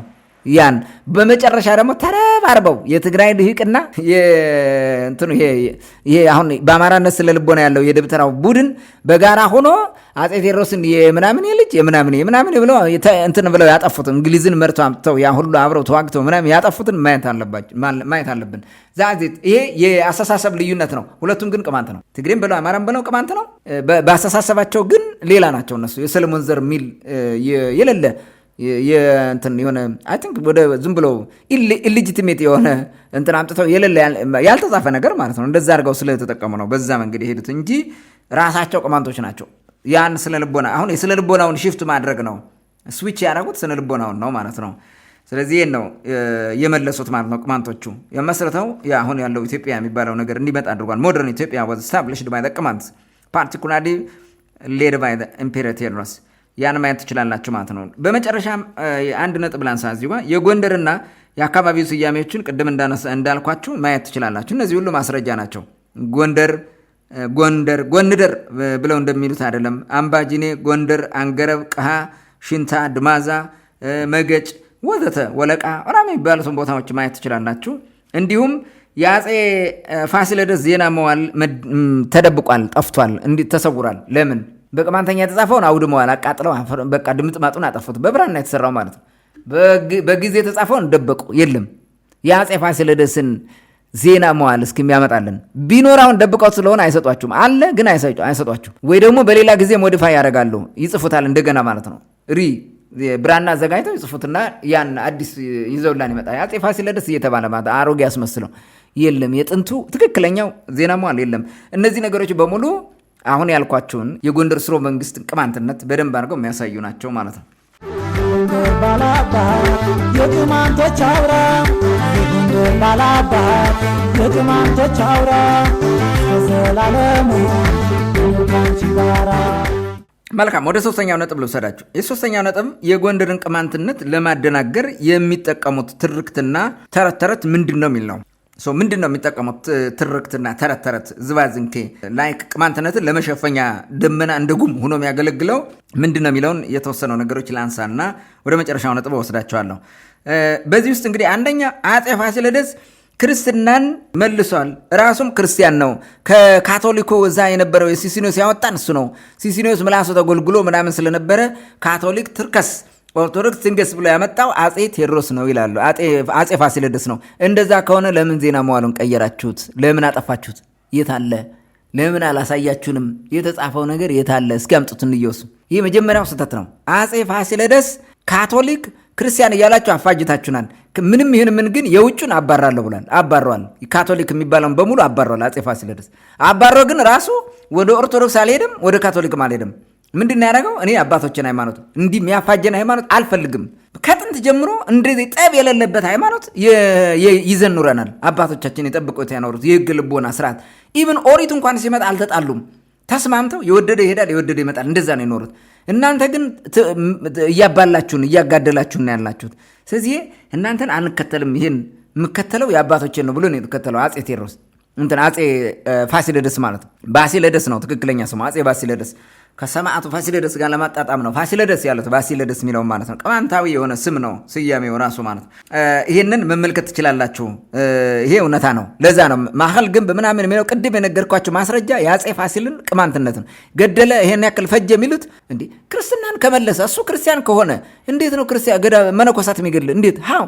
እንዴት ነው መነኮሳት ይገድላል ይህ ትክክል አይደለም ውሸት ነው ማለት ነው አንደኛው ትርክት የውሸቱ ማለት ነው የውሸት ነው ሌላው ጎንደርን የተገኘችው ወይንም የተመሰረተችው ንጉሱ ጎ ሚል ራእይ በየጊዜው እየመጣ ነው አሁን አንዳንዱ ገልቱ ደግሞ መጥቶ ጎትንገስ እንደሚለው ማለት ምን ጎም ይነግሳል ጎ ቃል ነው ምንድነው የሚነግሰው የምን ጎትንገስ ነው ጎንደር አልነገሰም ጎንደር ይነግሳል አገር እኮ ነው ሊነግስ አይችልም የነገሰው አፄ ፋሲለደስ ነው ሊሆን አይችልም ጎ ሚል ራእይ አየ ይሄን ራእይ ተከትሎ ከደንቀዝ ተነሱ መጀመሪያ ደንቀዝ ሰራ አለው ከደንቀዝ ጎ እያሉ ሲያስቸግረው ወዴት ሄደ ወደ ጎርጎራ ይሄዳል አሁንም ጎርጎራ ላይ ሆኖ እንደገና ጎ ይላል በህልም እየመጣ መላኩ አለው ከዛ አሁንም ተነስቶ ወዴት ሄደ ወደ ጎመንጌ ይሄዳል እንግዲህ ልብ በሉ ጎርጎራና ጎመንጌ ስለተጠጋጉ ነው በኋላ ደግሞ ጎንደር ማለት ነው ስለተጠጋጉ ነው ይሄንን የሚያወሩት በድምጽ ማለት ነው ኦኬ ከዛ ከጎመንጌ ተነስቶ ደግሞ የት ነው ሄደው አዘዞ ለምን ታዲያ አዘዞ ጎ አልተባለም ጎ ለምን አልሆነም ጎዘዞ ለምን አላሉትም አዘዞን ይሄ የመጀመሪያው ውሸት ነው መጀመሪያ ደንቀዝ ነው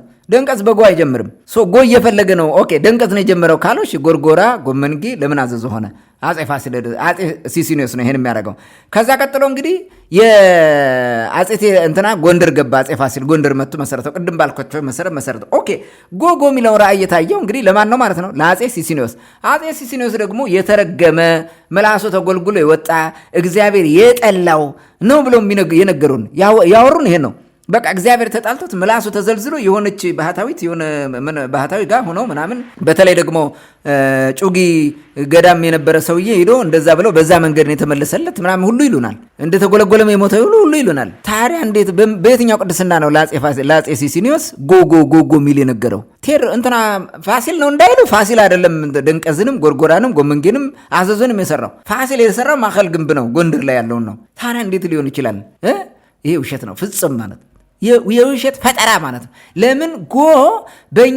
በእኛ ትንቢት የመጣ ነው በደብተራው ትንቢት ተመርጦ እግዚአብሔር ፈልጎ የመጣ ቦታ ነው እሱን የተመረጠ ነው ብሎ ለማውራት ማለት ነው ለመበጥረቅ ነው ሌላ ምንም ነገር የላቸው ታውቃላችሁ የዛግዌ ስርወ መንግስት ነገስታት በጣም በሳይንስ በቴክኖሎጂ በእውቀት በሃይማኖት የበለጸጉ ናቸው፣ በጣም ያደጉ ናቸው። እነዚህን በሙሉ ድምጥማጣቸውን አጠፉት። ልክ የፋሲለደስን መረጃ እንደሰወሩት ማለት ነው። ሁሉን ከሰወሩ በኋላ ምን እንዳደረጉ ታውቃላችሁ? በመደዳ ሁሉንም የላስታ ስርወ መንግስት ወይ እነሱ ዛግዌ ብለው የሰደቡትን ማለት ነው በሱ ስርወ መንግስት የነበሩትን ከይትባረክ ውጭ ሁሉንም ቅዱስ አደረጓቸው። ቅዱሳን ሆኑ። ይሄ ቅዱሳን ይሄ አሁን ቅዱስ የማድረጉ ቅዱሳን ስለሆኑ ሙሉ በሙሉ እንደዛ ስለሆኑ አይመስለኝም። እሱ አይደለም መሰረታዊ ነገሩ። ምንድን ነው መሰላችሁ? መረጃ አጥፍተዋል፣ ቅዱሳን አድርገዋቸዋል፣ የነሱ አደረጓቸው ማለት ነው። አሁን የነሱ ነው። በሰለሞን እሳቤ መጡ ማለት። ከዛ በኋላ ምን ያደርጋሉ? ገድላት፣ ታምራት ይጽፉላቸዋል። እነዚህ አለቀ። ከዛ በኋላ ይጠፋል ማለት ጠፋ ታሪኩ። አሁን በዛግዌ ስርወ መንግስት ስለነበሩ ዲቴይል የነበረውን እውቀት ጥበብ ምናምን ታገኙታላችሁ? የለም። አንድ መሮ ወይም መጣረቢያ ነገር አስቀምጦ በዚህ ነው የሰራው ብለው የሚነግሯችሁ ማለት ሁሉንም በቃ የሆነ ቦታ ጥበቡን አጥፍተው በቃ መለኮታዊ አደረጉት። ከዛ በኋላ አትጠይቅም፣ ዝም አትጠይቅም። ላሊበላ እንዴት ያ ሁሉ እነዚህ ህንፃዎች እንዴት ተሰሩ ብላ አትጠይቅም። የሰው ልጅ ጥበብ አትጠይቅም። በቃ አለቀ። ይሄ መለኮታዊ ነው ብለዋል፣ አደነቆሩ። በቃ አለቀ። መለኮታዊ ነው፣ አለቀ። የሰው ግባት አለው። እንደዚህ አይነት ስራ መስራት የሰው ልጅ ይችላል፣ ጥበብ አለው። ለምን ይሄ ምንድነው እነዛ የቆሙ ብልቶች ያልኳቸው ሐውልቶች እንትን ላይ ሄደችው እያቸው ፐርፌክሽኑ እንዴት አድርገው ፕሪሲሽኑን ራሱ ስትመለከቱት የሚገርም ነው። የሐውልት የቆመበት የአክሱም ያን የሰራ አእምሮ እንዴት ይሄን አይሰራም? ይሰራል። ለምንድን ነው የማይሰራው? የኛው ሀገር ድንቁርና ይሄ ነው። ከጣሊያን ጋር በ1888 አድዋ ላይ ተዋግቶ የኢትዮጵያ ህዝብ ደሙን ገብሮ ጣሊያንን ድምጥማጡን አሸንፎ አባረረው። ተመልሰው ዜና ሲጽፉም እንዳሉ ቅዱስ ጊዮርጊስ አእምሮ መጥቶ በዚህ ሲዋጋ በነጭ ፈረስ ጣሊያኑ ራሱ ነጭ ፈረሱን አይቶታል እንዲህ ያለ ብለው ጻፉ። ከዚህ በኋላ የሰውን እንትን ምን አደረገው? በቃ እግዚአብሔር ተዋጋልን። እኔ ቅዱስ ጊዮርጊስ አይዋጋም እያልኩ አይደለም፣ ይዋጋል። ግን እነዛም ክርስቲያኖች ናቸው እና እኛም ክርስቲያኖች ናቸው። እነዛም በክርስቶስ ያምናሉ፣ እኛም በክርስቶስ እናምናለን። ማንን ነው አግዞ የመጣው ቅዱስ ጊዮርጊስ? ምንስ ጠበንጃ እንደዚህ ሰይፍ አንስቶ እዛ ውስጥ አዋጋው? ይሄ ተአምራዊ ለማድረግ የተደረገ ነገር ነው እንጂ የሰው ልጆች እዛ እንትን ብሏል። እግዚአብሔር ረድቷቸዋል፣ በእነሱ በኩል ረድቷቸዋል። ግን ሰማዕቱ መጥቶ ሰይፍ ይዞ ምናምን የሚዋጋበት ነገር አይኖርም። ኃይል ይሰጣቸዋል፣ ብርታት ይሰጣቸዋል። ድሉ የነሱ እንዲሆን አድርጓል እግዚአብሔር። ከዛ ያለፈ ግን የሰው ልጆች ጥረት ነው። ምንድን ነው እግዚአብሔር ያደረገው? የሰው ልጅ የሚችለውን ሰው እንዲያደርገው ያደርጋል። በቃ አለቀ። ማይችሉትን ነው ሰው እግዚአብሔር የሚያግዘው። ሰው ማይችል አልዓዛርን ለማስነሳት መቃብሩን ክፈቱት አለ። ድንጋዩን አንሱለት፣ መቃብሩን ፍቱ አለ። ክፈቱ አለ። ከፈቱ። ከዛ በኋላ ማስነሳት አይችሉም። እርሱ ጠራው፣ አልዓዛር ና ውጣ አለው። ሲወጣ ደግሞ ምን አለው? መግነዝ አለ ያልተፈታ። እሱ መፍታት ይችላል፣ ምንም በቃሉ ሊያጠፋው ይችላል። ግን ምንድን ያደረገው? ፍቱለት መግነዙ፣ ምግብን ስጡት አላቸው። ሰው የሚያደረገው ሰው ነው የሚያደረገው። ይህ ምድራዊ ውጊያ የምትዋጋውን አንተ እንድትዋጋ ያደርጋል፣ ከውስጥ ኃይል እንዲሰጥ ያደርጋል እንጂ እንደዚህ ሰይፍ ዞ ይሄ በሙሉ ምን አደረገው መሰላችሁ? ኢትዮጵያውያን የነበረንን ይሄ ልዕልና አርበኝነት በዛ ዘመን የነበረውን ነገር የሚያኳስስ ነገር ነው አመጣ። ከዛ ምን ሆነ? የኢትዮጵያ ህዝብ እንደዚህ ከተዋጋለ ብሎ ተኛ። በቃ ከ1888 እስከ 1920ዎቹ ተኝቶ ምንም ነገር ወይ የጦር መሳሪያ አላሳደገ፣ አቅሙን አላጎለበተ። ያሸነፈኝ በጀግንነትና በጦር መሳሪያ እኩል ሆኖኝ አይደለ አለ ጣሊያን።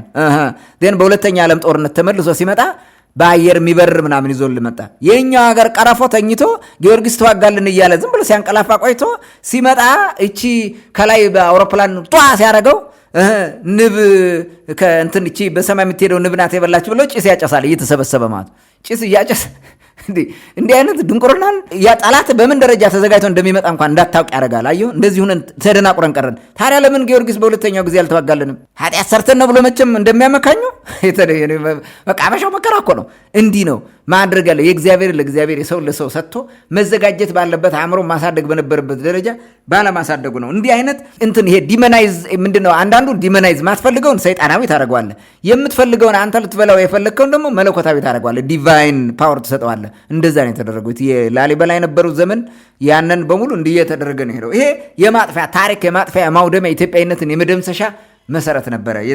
ሜካኒዝም ነው። ይህንን ማየት ትችላላችሁ። እና ጎጎ ይሄ እዛ ጋር የመጣ ነው። ሌላ ምንም የለውም። ሌላው ጎንደር ማለት ግዕዝ ነው ብለው ያወራሉ። የግዕዝ ቋንቋ ነው። እሱም ጉንዳ ሀገር ማለት ነው ይላሉ።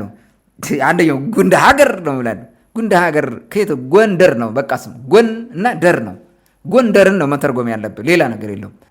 ከዚህ ልስ ጎን እደር ማለት ነው ያሉት ይሻላሉ በአማርኛ። ጎን እደር የሚል የለም። ጎን ደር እደር ማለት አይደለም። ደር ማለት እውነት ነው ወይንም ጌታ ማለት ነው። ጎንደር የጌታ መነሻ ማለት ነው። የጌታ መነሻ ነው ጎንደር። በቃ እንዲህ ሌላ ነገር የለውም። ስለዚህ ምን ከየት እንትን ፈጥረው ነው የሚያወሩት? ለምንድን ነው ጉንደ ሀገር ብሎ ጎንደር ምን ይገናኛል? አይገናኝም። ጉንደ ሀገርና ጎንደር አይገናኝም። እንኳን ጉንደ ሀገርና ጎንደር ጎንደርና ጎንደር ራሱ አይገናኝም። ጎንደር ሌላ ነው። እንዲያውም በኋላ ቀን የተቀኙ ሁሉ ለጎንደር ሲገኙ አለች ጎንደር ነው አለች ጎንደር ኢብን ያረማመድ ግሬስ ሁሉ አድርገውት እንደዚህ ያወራሉ ማለት ነው። ይሄ ጎንደርን እንትኗን ቅስሟን ለማጥፋት ታሪካዊ ማንነቷን ለማጥፋት የሚሰራ ቅማንታዊነቷን ለማጥፋት የሚሰራ ነው ማለት ነው። ሌላ ነጥብ እዚህ ጋር የሚጠቀሙበት ስትራቴጂ ምንድን ነው?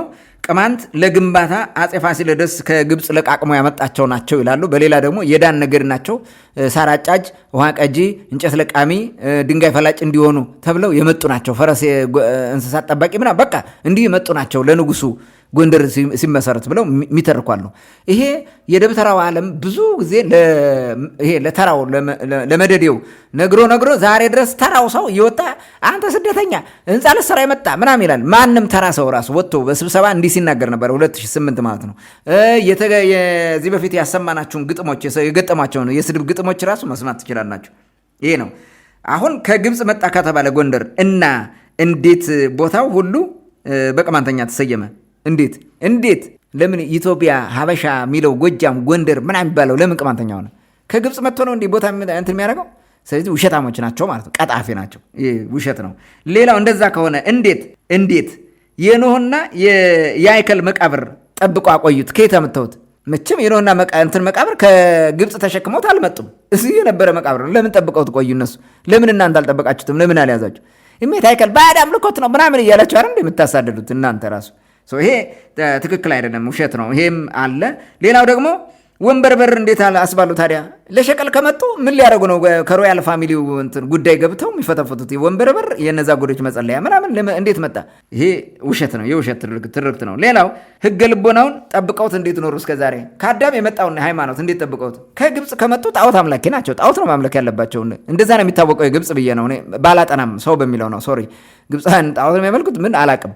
ሰው ባለው ዝም ብሎ በተጻፈው ነገር ነው እሱን እየተናገርኩት፣ እንደ እንትን አይደለም፣ እንደ ግሌ እንትን አትወስዱት። ዙሮ ግን ምንድነው እዚህ ጋር እንዴት ህገ ልቦናን ጠብቀው ኖሩ? ከግብፅ የመጣ እንዴት ሃው ህገ ልቦና እናንተ ራሳችሁ ትሉት የለ እንዴ? እናንተ ነው በምታምኑት እንኳን የእነ አብርሃም የእነ ይስሐቅ የእነ ያዕቆብ ሃይማኖት ነው። እንዴት ሊሆን ይችላል? ነው ህገ ልቦና አይደለም ብላችሁ ልትከራከሩ ነው። እሱም ደግሞ እንዳትከራከሩ ችግር አለ። ኖህን ጠብቆ ቢኖር የኖህ መቃብርን ጠብቆ ቢኖር የሚታይከልን የሁሉ እንትን ልታረቁት አትችሉም። ያለ ሌላ ነጥብ ላንሳ እዚህ ጋር ጎንደር ግንብን የሰሩት ህንዶች ናቸው፣ ከህንድ አስመጥቶ ነው የሰሩት ብለው ነው የሚያወሩት። እንግዲህ ታጅ መሀል ከባቢ ያለ መሰለኝ እንደዚህ ህንድ ውስጥ ከድንጋይ የተፈለፈለ ቤተ መቅደስ አላቸው እነሱ ለአምልኮታቸው ለሂንዱዝም ምናምን የሚጠቀሙበት ቡዲዝም ሂንዱዝም መስለኛል። አይ ቲንክ የሂንዱዝም እንትን አላቸው የሚገራርም የጥንታዊ ቴምፕል አላቸው ከድንጋይ ፈልፍለው የሰሩት እንደ ላሊበላ ውቅር አብያተ ክርስቲያን አይነት ማለት ነው። እነሱ ከድንጋይ ፈልፍለው ምናምን የሰሩት ከዛ የመጣ ነገር ነው። የት አለ ታጅ መሀል ላይ ባበት የኖራ ምናምን የሚባለው አይነት የት አለ? እሱን የሚያሳያለ የለም። ሲጀመር ቅድም እንዳልኳችሁ ከአዛዥ ቸውሳ ነው መጀመሪያ በ1530ዎቹ ከዛም በፊት ያን እንትን የሰራው ቤተ መንግስት የሰራው የእንትኑን ባህሪ ግንብ የሚባለው አሁን የሚካኤል ቤተክርስቲያን አድርገውታል። እሱን የሰራው አዛዥ ቸውሳ ነው በ1531 ነው። አፄ ሰርጸ ድንግል የመጣው ከ30 ዓመት ወይም ከ40 ዓመት በኋላ ነው። እና እንዴት ከህንድ መጣ ብላችሁ ታስባላችሁ? በየት በኩል ማን አመጣላቸው ለህንድ? ጭራሽ ውሸት ነው፣ የፈጠራ አያችሁ። ቅማንቶች ናቸው የሰሩት ተብሎ እንዳይነገር ማለት ያ ጥበብ አጥፍቶ አይደለ? ካጠፉ በኋላ ህንዶች ይዘውት ሄዱ ማለታቸው ነው። ይሄ አጥፍቶ መድረሻ እንዳለ እንደገና ደግሞ እንትን ፍንጭ እንዳይገኝ ማድረግ ነው። ስለዚህ ይሄ ትክክል አይደለም። ሌላው ነጥብ ቅማንት አረማዊ ወይንም ጣዖት አምላኪ ነው፣ ቋንቋውም የወፍ ነው ብለው ሲሰብኩ ኑሯል ለረጅም ዘመን። ዋስነ ኪዱስ የሚሉ እኮ ናቸው። ቅዱስ ወይ ስባን ብለው የሚጸልዩ ማለት ነው። ቅዱስ የሚባል ሰይጣን አለ እንዴ? ቅዱስ የሚባል ጣዖት አምልኮት አለ? ቅዱስ የሚባል ጣዖት መቼም ጣዖት ላይ ሰይጣን ነው ያለው። ቅዱስ ስትለው ይመታሃል፣ በጥፊ ነው የሚያቃጥል፣ በደም አድርጎ ያጠፋሃል። ለምን ቅዱስ የሚለው ቃል አይስማማም ለሰይጣን። እና እንዴት ነው ቅዱስ የሚሉት እነሱ? ኪዱስ ቅዱስ ማለት ነው። ይሄ ሊሆን አይችልም። ጀከረንቲ ይቤ ክብሩ ግርግሊ ወሊ ይላሉ። ቅዱስ ሚካኤል፣ ቅዱስ ገብርኤል፣ ቅዱስ ሩፋኤል አማለድሾ ተመለድሾ ይላሉ። ይቅር ብለህ ይቅር አስብለን አንተ ማረንና ተሆንን እኛ የበደልነውን ትተህ ከዛ በኋላ ከይደራ ጋር ከእግዚአብሔር ጋር አስታርቀን የአማላጅነትን እንኳን ስርዓት ሁሉ እንዴት አድርገው እንትን እንደሚሉ ማለት ነው። እንዲህ የሚባላል እንዴ? ቅዱስ ሚካኤል የሚባል ትናለ እንዴ? ሰይጣን አማለድሾ ተማለድሾ ይባላል እንዴ? ተማልደህ አማልደን ይባላል። ይቅር ብለህ ይቅር አስብለን ይባላል ሰይጣን? ከየት ከማን? ይቅር በለን ነው። ከሆነም ሰይጣን የሚያመልክ ሰው ከሆነ ሰይጣን ወይ ይቅር በለኝ ነው እንጂ ይቅር ብለህ ይቅር አስብለን ብሎ የሚባል ነገር የለም። ይሄ ትክክል ስላልሆነ ማለት ነው። ይሄ የፈጠራ ስራ ነው። የወፍ ቋንቋ የሚባል የለም። እኔ እኮ የአማራው ልሂቃን በጣም ትልቁ ችግሩ እኔ ሀበሻ ነኝ ይላል። ሀበሻ ማለት ባላባት ማለት ነው። ባላባት ነኝ ይላል። አባቱ ቅማንት ነው። የቀደመው ቅማንትነቱ ነው። ስለዚህ ሀበሻ ነኝ እያለ ቅማንቱን ይገላል። ቅማንቱ ደግሞ የአባቱ እንትን ነው፣ ዱካ ነው፣ አባቶቹ ናቸው። ስለዚህ አባቱን የሚገል ማለት ነው ባላባት፣ አባቱን የሚገል ባላባት። አያሳዝንም? እንዲህ አይነት ነገር የአማራው ልሂቅ ማለት ነው። በጣም የሚያብደው ይሄ ነው የሚገርመው ማለት ነው። ይህ እንግዲህ ጋኔን ማህረም ልሳነም ለሰባገው ያሉት ቅማንቱን የሚጨምር ነው። የእነዚህም ቋንቋ አስተማረው ሰይጣን ነው ያሉበት ምክንያት እንዲወድቅ ነው። ሰው እንዲጥለው ቋንቋውን እንዲጠላው የሰይጣን ቋንቋ አልናገርም እያለ እንዲተውና አዲሱን ቋንቋ እንዲለምድ ለማድረግ ነው።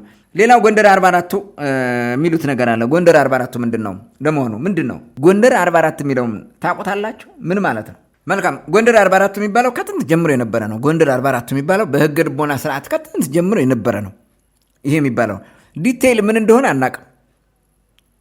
44ቱ የሚባለው ማለት 44 ድግና ነው። 44ቱ ቅዱሳን እዛ የምዝገኒ ድግና ላይ ተቀምጠው ሲጸልዩ ስለነበሩበት ነው። የ44ቱ ቅዱሳን መቀመጫ ስለሆነ ባቶክ የሚባሉት እዛ ነበር የሚኖሩት እና አፄ ፋሲለደስ እስኪመጡ በኋላ ወደ ከርከር ጥለው የሄዱት ማለት ነው። ምዝገኒ ድግና እኮ ነው። ድግናቸውን ትልቁን ታሪካዊ ድግናቸውን ነው ለፋሲለደስ ለልጃቸው ያስረከቡት። እሱም ተቀብሎ ውለታውን እንትን አለም አላጠፋም። በደንብ ነው እንትን ያለው። ስለዚህ ይሄንን እንዴት አድርገው ነው የሚያዩት? ይሄንን በደንብ አድርገው ማየት ያስፈልጋል። 44 የሚባለው በኋላ 44 ቤተክርስቲያን እንደሆነ ታቦት እንደሆነ 44 ታቦት አድርገው ያወሩናል። የት ነው 44? ጎንደር 44 ታቦት ያለው በቃህና በአንገረብ መካከል ያለችው ጎንደር የምትባለው 44 ቤተክርስቲያን የት ነው ያለው? ቆጥራውን ሊነግሩን ይችላሉ? አይችሉም። ከዛ በኋላ ምን ሌተር ኦን ሪዲፋይን ተደረገ፣ እንደገና ተበየነ ማለት ነው። ምን አለው? ሌላ ቦታ ሁሉ እየሄዱ ይቆጥራሉ። ገጠር በሙሉ ያለ ምናምን። እነዚህ ደግሞ በሙሉ እንትኖች ድግናዎች የነበሩበት ቦታ ነው የተሰራው። ድግና ያልነበረ ቦታ የተሰራ የለም። አብዛኛው ድግናዎች ላይ ቅማንት ድግና እንትን ለማድረግ የተደረጉ ናቸው። እነዚህን 44 ድግናዎች ናቸው 44 ታቦት ብለው እነሱ እንትን የሚሉት ይሄ ውሸት ነው። በፍጹም ፈጠራ ነው። የጎንደርን ታሪክ ኢሜጁን ለማጥፋት የሄዱበት መንገድ ነው። ጎንደር ሲጀምር ፍሮም ዘ ቨሪ ቢጊኒንግ ክርስቲያናዊ አልነበረም፣ ከጥንት ማለት ነው። 44 በሚባለው ዘመን ክርስትና አልነበረም። እኔ ክሌም ማድረግ ካለባቸው የህገ ኦሪት እምነት የሚከተሉት ናቸው። እነዛ ቅማንቶች ክሌም ቢያደርጉ ይመስላል። ኦኬ ሊሆን ይችላል። አሁንም ጥናት ይፈልገዋል። 44 የሚለው እንደገና ዲቴይል መጠናት አለበት እንጂ ከታቦት ጋር ምናምን ከክርስትና ጋር የሚያገናኘው ነገር የለም። ኔቨር። እሱ ትክክል አይደለም፣ ማስረጃም የለም፣ ውሸት ነው። ሌላው በዚህ ነጥብ ስር ማንሳት እንፈልገው በዘፈናቸውና በአዝማሪው የማሰንቆ ክርከራ ምናምን በሙሉ ጎንደርን የሌላ ለማስመሰል ነው። አንዱም የቅማንት ሀገር ብሎ አይናገርም። ኖር ነው ቅማንት ብሎ አይጠራም። አሁን የአማራ ርስት የሚል ተመቷል። ብዙ ጊዜ የጎንደር አዝማሪ አማራ ብሎ አይጠራም። ጎንደር የነገስታት ሀገር የምናምን ቦታ ነው የሚጠራው፣ መሬት ነው የሚጠራው እንጂ እንደዚህ አማራ ምናምን የሚል ስም አይጠራም። አሁን ደግሞ ጽንፈኞቹ ይሄ 2010 በኋላ አማራናይዜሽን ምንድን ነው ይሄ አማራን ብሔርተኝነት እናመጣለን ያሉት እንደዛ ጎንደር ማለት እንትን ጎንደርን ከአማራ ጋር ለማገናኘት የሚሞክሩ አሉ። ርስቱም የአማራ ነው ምናምን የሚል ማለት የት ነበር አማራ? በዛ ጊዜ አማራ የሚባል ህዝብ አልነበረም። አሁን ጎንደር የምታገኙት አማራ አልነበረም። ሰው ተቀይሮ በሂደት አማራ የሆነ ነው። ቅማንት ነው። ምንም እንትን የለውም። ይሄ የሚታወቅ ነገር ነው። በዛ ጊዜ ፋሲልን ሲሰሩ ፋሲል የጎንደሪያን ፔሪየድ ዘመን አልነበሩም። ቅድም እንደነገርኳቸው ማለት ነው። እነዚህ አዝማሪዎቹ ምናምኖቹ ዘፈኖቹ የደብተራው ትርክት ግጥም ቅኔው ምናምን በሙሉ ያስመስላል፣ ለማስመሰል ይጥሩበታል ማለት ነው። ይሄን ማየት እንችላለን። በአጠቃላይ በዚህ ነጥብ ስር እነዚህን ማንሳት እንችላለን። እኒህ ናቸው ማደናገሪያ፣ ማጥፋፊያ ፕሮፓጋንዳዎቹ ማለት ነው፣ ወይም ትርክቶቹ።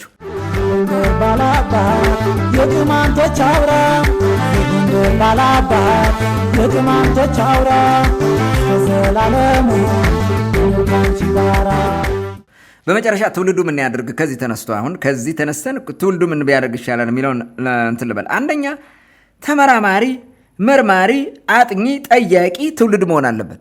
ዝም ብሎ ያጋቱትን መጋት የለበትም።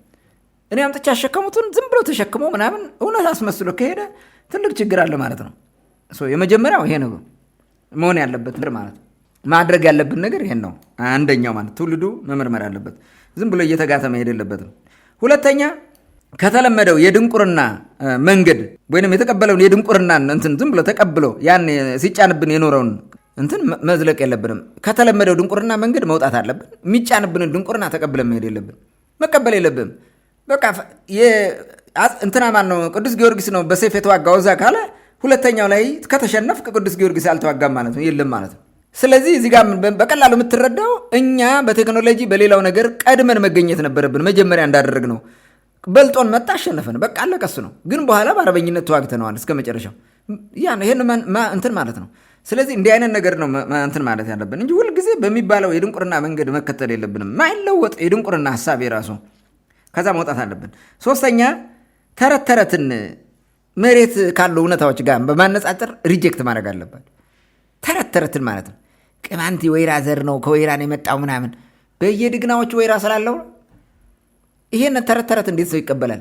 የሬት ዘር ነው ብሎ ሲያወራ እንዴት ይሄን ተረት ተረት ሰው ራሱ ያምናል? ምን አይነት ጭንቅላት ነው? ሰው ከሬት ተፈጠረ ሲል ከፈጣሪው ጋር እየተጣላ ነው። ስለዚህ ይሄንን በደንብ አድርጎ መቃወም ያስፈልጋልና መሬት ያለው እውነታዎችን ማየት ነው። ከግብፅ መጣ የሚል ተረት ተረት ሲያወሩ እንዴ መሬቱ በሙሉ እኮ በቅማንተኛ ነው የተሰየመው፣ እንዴት ሊሆን ይችላል? በዛ ጊዜ ብቻ የመጣ ቢሆን እንዴት ሊሆን ይችላል? ይሄ ትክክል አይደለም። እንደዛ ከሆነ እኮ ቅማንት ወደ ኢትዮጵያ ከመምጣቱ በፊት አማርኛ ተፈጥሯል። ስለዚህ አገሪቱ ሁሉ በአማርኛ መሆን ነበረባት። ለምን በቅማንተኛ ሆነ ብላችሁ መሞገት አለባችሁ። ይሄ ነው መሬት ካለው ፋክት ጋር ማየት ማለት ነው። ሌላው ደብተራዊ ትርክትን በሳይንሳዊ ታሪክ መተካት ያስፈልገናል። ዝም ብሎ የሚተረቀው ነው። አሁን ደብተራዊ የሆነውን እሳቤ ምናምን ያን ተቀብለ ዝም ብለ መሄድ የለብም። ሳይንሳዊ በሆነ ፋይንዲንግ፣ ሳይንሳዊ በሆነው ጥናት ላይ የተመሰረተ እውቀት ነው ማሳደግ ያለብን። ሶሎሞን ንግስት ማክዳ ሄዳ ከሰሎሞን ወልዳ መታለች ከተባለ ይሄ የክብረ ነገስት ትርክት ነው። የግብፅ ደብተራ ጽፎ የሰጠን ነው ለኛ ኢትዮጵያን ለማፍረስ ለማጥፋት ያደረጉት ነው። ድንቁርናን እኛ ጋር ለማስፈን ማለት ኢትዮጵያዊነትን ንቅል አድርገው ዲቃላ መንግስት መስርተው ለዘላለም እኛ በዘረኝነት እንድንናወዝ ያደረጉን እነዚህ ናቸው። ይሄንን ማጥናት አለብህ፣ ቻሌንጅ ማድረግ አለብህ። እንዴት ሊሆን ይችላል? መጽሐፍ ቅዱስ ወለደች አይልም፣ አብርሃም ተኛች አይልም። አንድ ሁለተኛ ድንግል ንግስት ነች፣ በድንግልና ነው እንትን ብለው ጽፈውልናል፣ ተናግረዋል። የተጻፈ ነገር አለ። በድንግልና ነው እስከ መጨረሻው የምትዘልቀው። የሚጠብቃት ጃንደረባ አለ። ያ ሁሉ ሲሆን ሄደች። ከንግስቷ ብቻ ሳይሆን ደግሞ ከገረዲቱ ወልዷል ብለዋል። ስለዚህ ሰለሞን ራሱ ከብት ነው ወይ? ከንግስቷም ተኝቶ ከገረዲቱም ጋር የሚተኛ ምንድን የእንትን ነው?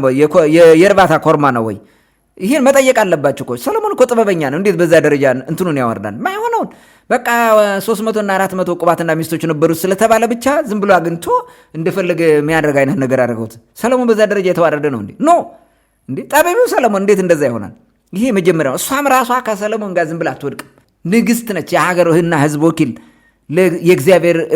በእግዚአብሔር ታማኝነት በይደራ ስም እንትን የተደረገ ተመልሳ መታ እንደው ላግባ ብትል እንኳን ህዝቡን አስፈቅዳ ነው እንጂ ዝም ብላ ታገባለች። ትወገዛለች እኮ ባንሽ ትደረጋለች። አትኖርም ከሶሳይቲ ክብረ ቢስ ነው የምትሆነው። የሌለን ነገር አንድ ሌላው የሰሎሞን ስርወ መንግስት አለ ብለው ሲተረኩላችሁ እንዴ ለምንድን ነው ታዲያ ከሰሎሞን ስርወ መንግስት መጣ ማለት ከማከዳ በኩል ከሆነ አክሱማውያኖቹ በድንጋይ ጽሁፋቸው ላይ ያልጻፉት ለምንድን ነው? አንድም የአክሱም ስርወ መንግስት እኔ የሰሎሞን ዘር ነኝ ብሎ አያውቅም። ሚኒሊክ የሚባል ከሰሎሞን የተወለደ ዘር ነው በዛ ነው የመጣ ነው ብሎ አያውቅም። የለም በ12ኛ መቶ ክፍለ ዘመን የፈጠሩት እኮ ነው። ቅድም እንደነገርኳቸው ኪንግደም ኦፍ ትግሬ እና ኪንግደም ኦፍ አማራ በአንድ ላይ ሆነው ኪንግደም ኦፍ ሸዋዎችን አቀላቅለው እንደዛ የሰሩት ዊናውታት። ስለዚህ ይህንን ቻሌንጅ ማድረግ አለባችሁ። ተኝታችሁ አትቀበሉ። ጠያቂ መርማሪ በሆን አለባችሁ ማለት ነው። ደብተራዊ ትርክቶችን በሳይንሳዊ ታሪክ መተካት አለብን ማለት ነው። ሌላው ራሽናል ሶሳይቲ መፍጠር አለብን። ራሽናል ሶሳይቲ ማለት ምን ማለት ነው? የሚመጣውን ነገር ዝም ብሎ ማግበስበስ አድርግ የተባለው ዝም ብሎ የሚያደርግ ሳይሆን ካልኩሌት የሚያደርግ ጥቅሙ ምንድን ነው? ቤኔፊቱ ኮስት ቤኔፊት አናሊሲስ ኢን ተርምስ ኦፍ ኢኮኖሚ ኢን ተርምስ ኦፍ አዘር ቲንግስ ቤኔፊት በቃ ጥቅም ማለት ነው። ከዚህ አንጻር ማየት አለባችሁ እና እንደዚህ ካልሆነ በቃ ደንቆሮ ትውልድ ዝም ብሎ በደመ ነፍስ የሚመራ ሆነን ቀጠል ማለት ነው። እኛ አሁን ትልቁ ችግራችን ኖርማቲቭ ለመሆን እንሞክራለን። በዛ ኖርም ብቻና ኢሞሽናሊ በቃ እንትን ነገር ራሽናሊቲ የሚባል ነገር የለም። ራሽናል ሶሳይቲ መስት ቢ ክሬትድ ኢን ኢትዮጵያ። አለበለዚያ በዚህ ድንቁርና እንዘልቃለን እስከ መጨረሻው ማለት ነው። ሌላው አዲሱ ትውልድ ወይም ትውልዱ ማድረግ ያለበት ታሪክን ከፖለቲካ ማፋታት፣ ሃይማኖትን ከፖለቲካ ማፋታት አለ። ፖለቲካ ነው በቃ ፒውር ፖለቲክስ ሳይንስ ሆኖ መቀጠል አለበት። በሃይማኖት በታሪክ እየተደበላለቀ ምናምን የምንፋጀው ማለት ነው። የተረጋጋ የመንግስት ስርዓት መመስረት ማንችለው እንደዛ ነው። በቃ ይኸው ሞዓ ተዋህዶ በሚልም መጥተህ ይደበልቅሃል። አሁን እኔ ነው የምነግሰው። እንዲያውም አሁን ሞዓ ተዋህዶ በቃ እንዲያውም አማራው ብቻ ካልነገሰ ትጠፋለች፣ ኢትዮጵያ ትፈርሳለች፣ ይሄ ብሔር መጥፋት አለበት የሚል ሁሉ ነገር ተጀምሯል። እነዚህን ተመልከቱ ቁጭ ብላችሁ ማለት ነው። ይሄ ነው እንትን ፖለቲካና ሃይማኖትን መቀላቀል ትልቁ ችግር ይሄ ነው። ታሪክንም በፖለቲካ መለወስ ምን ማለት ነው? የድሮውን ታሪክ በአሁኑ የፖለቲካ ፍላጎታችን እንዲቃኝ አድርገን እንጽፈዋለን፣ እናወላግዳለን። ሌላው ሲመጣ ያፈርሳል፣ ሲፈረስ ይኖራል ማለት ነው። ሌላ ነገር ደግሞ ማንሳት የምፈልገው ምንድን ነው? የተጫነብንን መለኮታዊ ያልሆኑ መለኮታዊያንን ስሪቶች ማፍረስ አለብን። መለኮታዊ ሳይሆን መለኮታዊ ተደርገው የተጫኑብንን ማለት ነው። በተለያየ መንገድ በቃ መለኮታዊ መስሎ ዝም ብለህ ተጨፍነ የምትቀበለው ብዙ ነገር አለ። መለኮታዊ ያልሆነ ማለት ይህን መተው አለብህ። መለኮት እግዚአብሔር ብቻ ነው። በቃ መለኮታዊ የሆኑ ነገሮች ከእግዚአብሔር ጋር የተገናኙት ናቸው። ነገስታቱም መለኮታዊ አድርገው አመጡልን። ንጉሥ ነገሥቱ መለኮታዊ ያደረጓቸው። እንዲያውም በሆድ ወድቆ እኮ ነው ሰው ሲነግስ ሲሰግድ የነበረው። ይህ ትክክል አይደለም። ሌላው ክብረ ነገሥት የሚባለው ራሱ የመለኮት መጽሐፍ እንደሆነ አድርገው መለኮታዊ እንደሆነ ንጉሱን መለኮታዊ ለማድረግ የመጣ እንደሆነ ትርክት ነው። ሆን ብሎ ግብፃውያን የሰሩብን አሻጥር ነው። የኞቹ ተላላኪ ባንዳዎቹ ደግሞ ከእርሳቸውን ለመምናት ተቀብለው የሄዱበት ነው እንጂ መለኮታዊ አይደለም። ይህን ሁሉ እንዴት እንቀበላለን? ይህም መስተካከል አለበት። ሌላ ደግሞ 2 ነጥቦች ላንሳ። በመጨረሻ የምርምር ተቋማትን መገንባት ማሳደግ፣ በዛ ውስጥ እንግዲህ የምርምር ችሎታችን ማሳደግ፣ ኢትዮጵያን ተመራማሪዎችን ማውጣት አለብን፣ ሳይንቲፊክ በሆነ መንገድ የሚያጠኑ ማለት ነው። እና ሌላው ስልጣኔ የሚናፍቅ ትውልድ መፍጠር አለብን። እኛ ስልጣኔ አንናፍቅ፣ ድንቁርና ነው የምናፍቀው። የፈለገ ይሁን ኢትዮጵያዊ በዛ ዘመን የነበረው ወይ የነዛ ዘመን ህይወት በዛ ዘመን ቀረ ምናምን ነው የሚለው። ስልጣኔን እንኳን አስበው። ወደፊት መምጣት ያለበት ስልጣኔ ማለት ስልጣኔ ሲመጣ ያለ እንትኑ አይደለም፣ ያለ ኮስት አይደለም። ኮስት አለ። ኮስቱን ኢንከር አድርገህ ቤኔፊቱ የተሻለ እንዲሆን አድርገህ መስራት ነው። ያ ነው እንትን ማለት። ዝም ብሎ እንደ there is no free lunch ይላል ፈረንጅ። ነፃ ዳቦ አለ እንዴ? you cannot make an omelet without breaking an egg። እንቁላሉን ሳሰብር ኦምሌት የሚባል ነገር አስራም ከእንቁላል ስለሚሰራ ኦምሌት ማለት ነው። ስለዚህ የሆነ ኮስት አለው። ልክ ነው። ያንን ትተህ ግን ወደ ተሻለ ህይወት የሚያመጣውን እንዴ ዛሬ ይኸውላችሁ፣ ድሮ ትንሽ የህዝብ ቁጥር በነበርንበት ወቅት የነበረውን ህይወት እንዲኖር ዛሬ እንዴት ትፈልጋላችሁ? ይህን ያክል በ130 ሚሊዮን ህዝብ ይዘን ማለት ነው። እስቲ በሰፈራችሁ ያለውን የመሬት ጥበት እያደገ የመጣውን ህዝብ ቁጥር አስቡ።